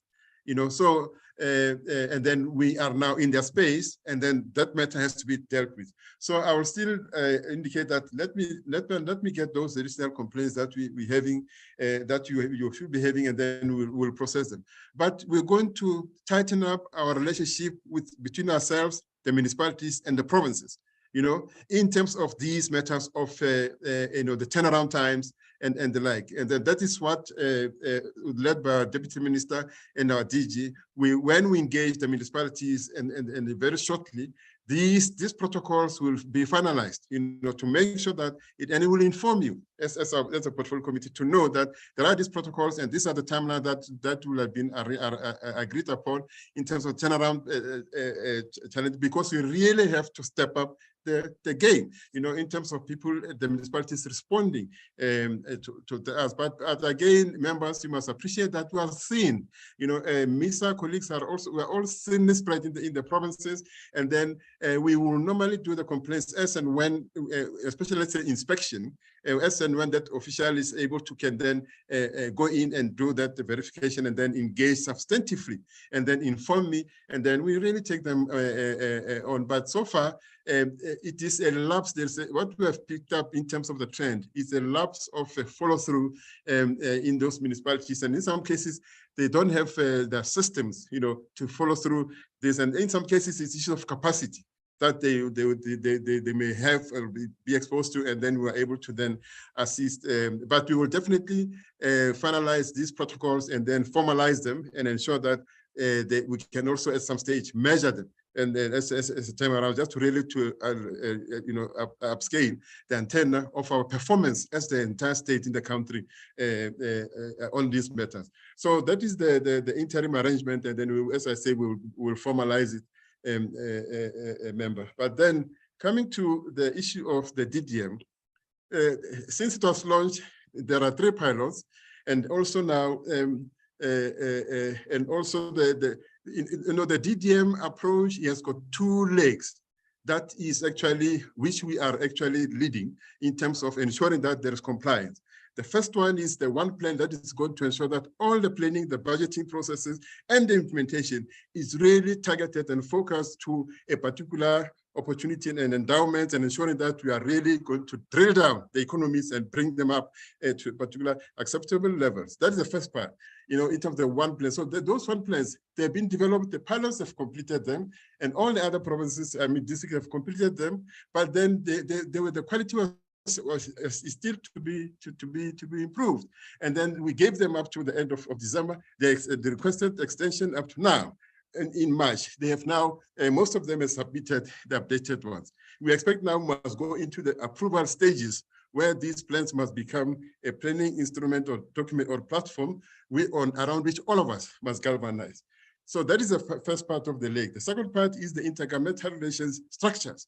That has been there, that have been weak, and then the DDM is now going to help us that we strengthen this structure to make sure that when these plans are adopted in that district, everybody in that space is going to commit themselves to ensure that now that is the theater of that district in terms of those one plans. And all of us, including ourselves at national and everybody else, is going to respond to that.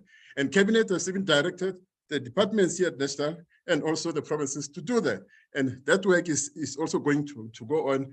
And I can tell you that from the 1st of July, that's where we can start to see the operationalization of this DDM system in terms of really improving our performance as a state. I just thought I give that clarity to members. Thank you very much. DG. Thank you. Any other person? Yes. Chairperson, my apologies. May I come in? I think this is in addition to the comments made by member as well, Honorable Member Peace, in terms of the request for a memo that should be done and specifying, if not detailing, all the requests that she has just undertaken. And I think to be specific, it's more on the monies that shall be spent on all the district managers and provincial managers. That details will be given in the memo. And I think maybe just to be quickly technical on the issue of the salaries, whether they'll be increasing or not. And what one can say that is that we've undertaken an assessment exercise on the current salary structures that the managers are in. And what we came up with was that we know where the minimum is and what the maximum wage or salary is, and the scale at which they're in. So what we agreed upon is that we would allow a favorable offer that would not be putting them in a worse off situation or in a disadvantaged situation from the previous salary that they were earning from the implementing agent. And we also indicated that it would be beneficial for all of them perhaps to follow the sequence that we are undertaking as a department by taking them over for them to work, because they are anyway the people who are doing the work. So we pleased perhaps to be them not disadvantaging us by not accepting the offer. So the offer will definitely be favorable. It may not increase beyond the maximum salary that they are adding, but we do not want to put them in a worst off situation. So we'll definitely outline this in a memo, Honorable Chair, and for all honorable members to be privy to the document itself. And we'll definitely look at the issues of the PE. We take them as an urgent matter, and we'll begin the process. We've spoken about it in any case in our plan yesterday. So we'll take the process forward given the status of the hazardous situation that maybe they are performing their duty on the ground. Thank you so much, Chair. DG, DTA.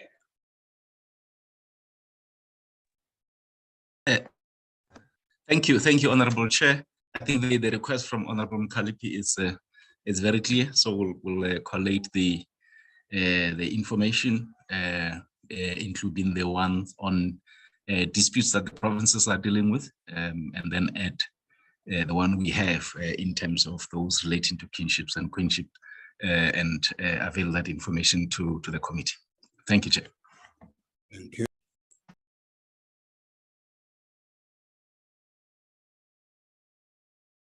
Deputy Minister, I think we should be coming closer to concluding the session. Can I allow the Deputy Minister to make his concluding remarks? If there's anything that might have been left as well, you are free to talk to that. Thank you very much, Chair, honorable members. I should say I got cut for a bit, so I hope there is no repetition. But I thought that I'll make a few comments as points of emphasis on issues that had already been raised. Firstly, with regards to the issue around the organizational structure, I think the question has been comprehensively responded to, including the fact that colleagues have truly been deployed in line with the approved organizational structure. What we have agreed to focus on as we consolidate this work is to ensure that we deal with the outstanding change management issues and resolve any of the outstanding issues that from time to time crop up as a result of the implementation of the new organizational structure. On the CWP, whilst we have indicated in the APP that the remodeling is a priority or is an indicator for this financial year, our intention is to conclude it sooner rather than later, so that we start implementation sooner rather than later. So it is indicated as a year-end target, but our anticipation is that we should be able to do that work much quicker and start implementation on the basis of a remodeled CWP sooner rather than later. There was a point raised as to whether the outputs on disputes, addressing disputes with regards to water and electricity, the 20% is low. I think it's important to state that, in fact, as a starting point, the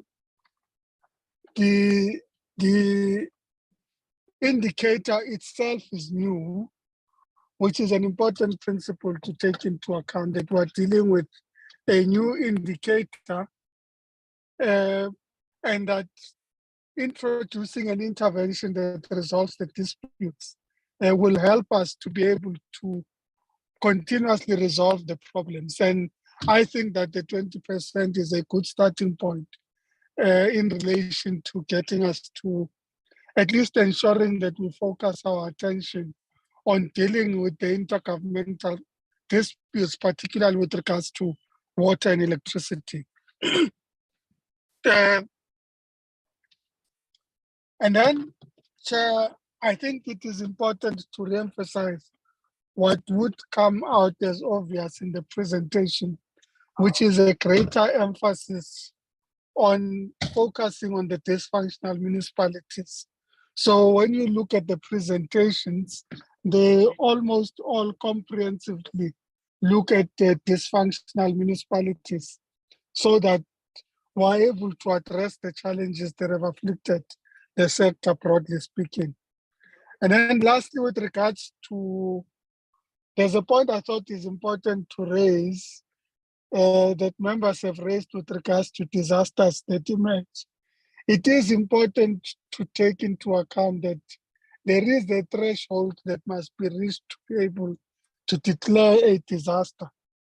In instances where this is a local or provincial disaster, it is on the basis of an application, if you like, of the municipality and or province to indicate the extent of the disaster and whether this can in fact be classified as a national disaster in terms of prescripts, which would allow the minister to then be able to declare.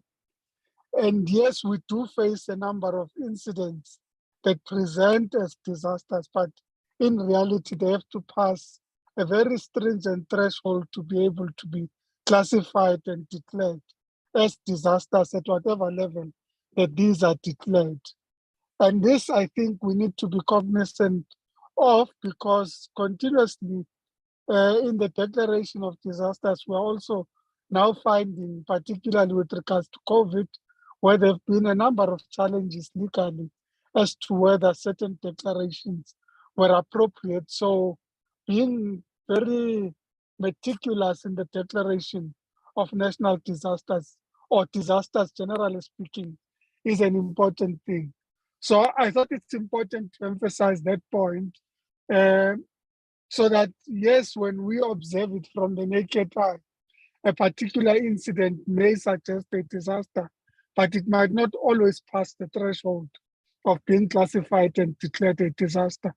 But that does not mean that the necessary interventions in government should not be made to deal with the problems that afflict a particular set of circumstances and or community. But there is a stringent requirement to be able to declare this as a disaster in terms of the act. So it was just to highlight a point as members were raising areas of challenges about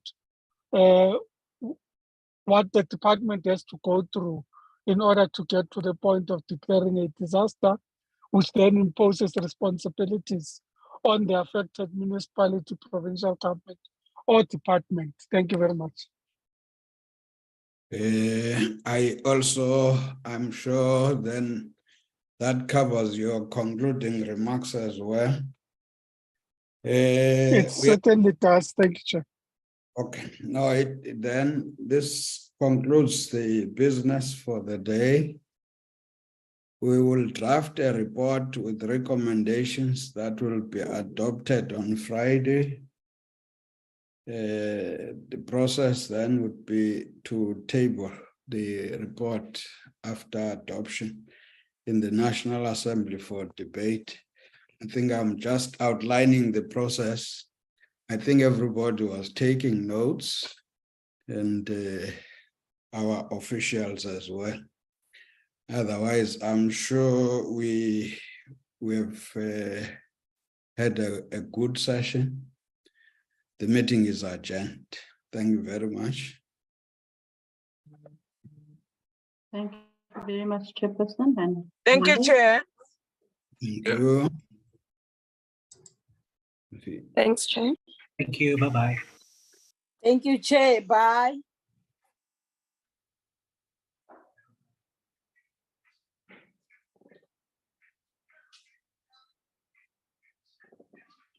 Recording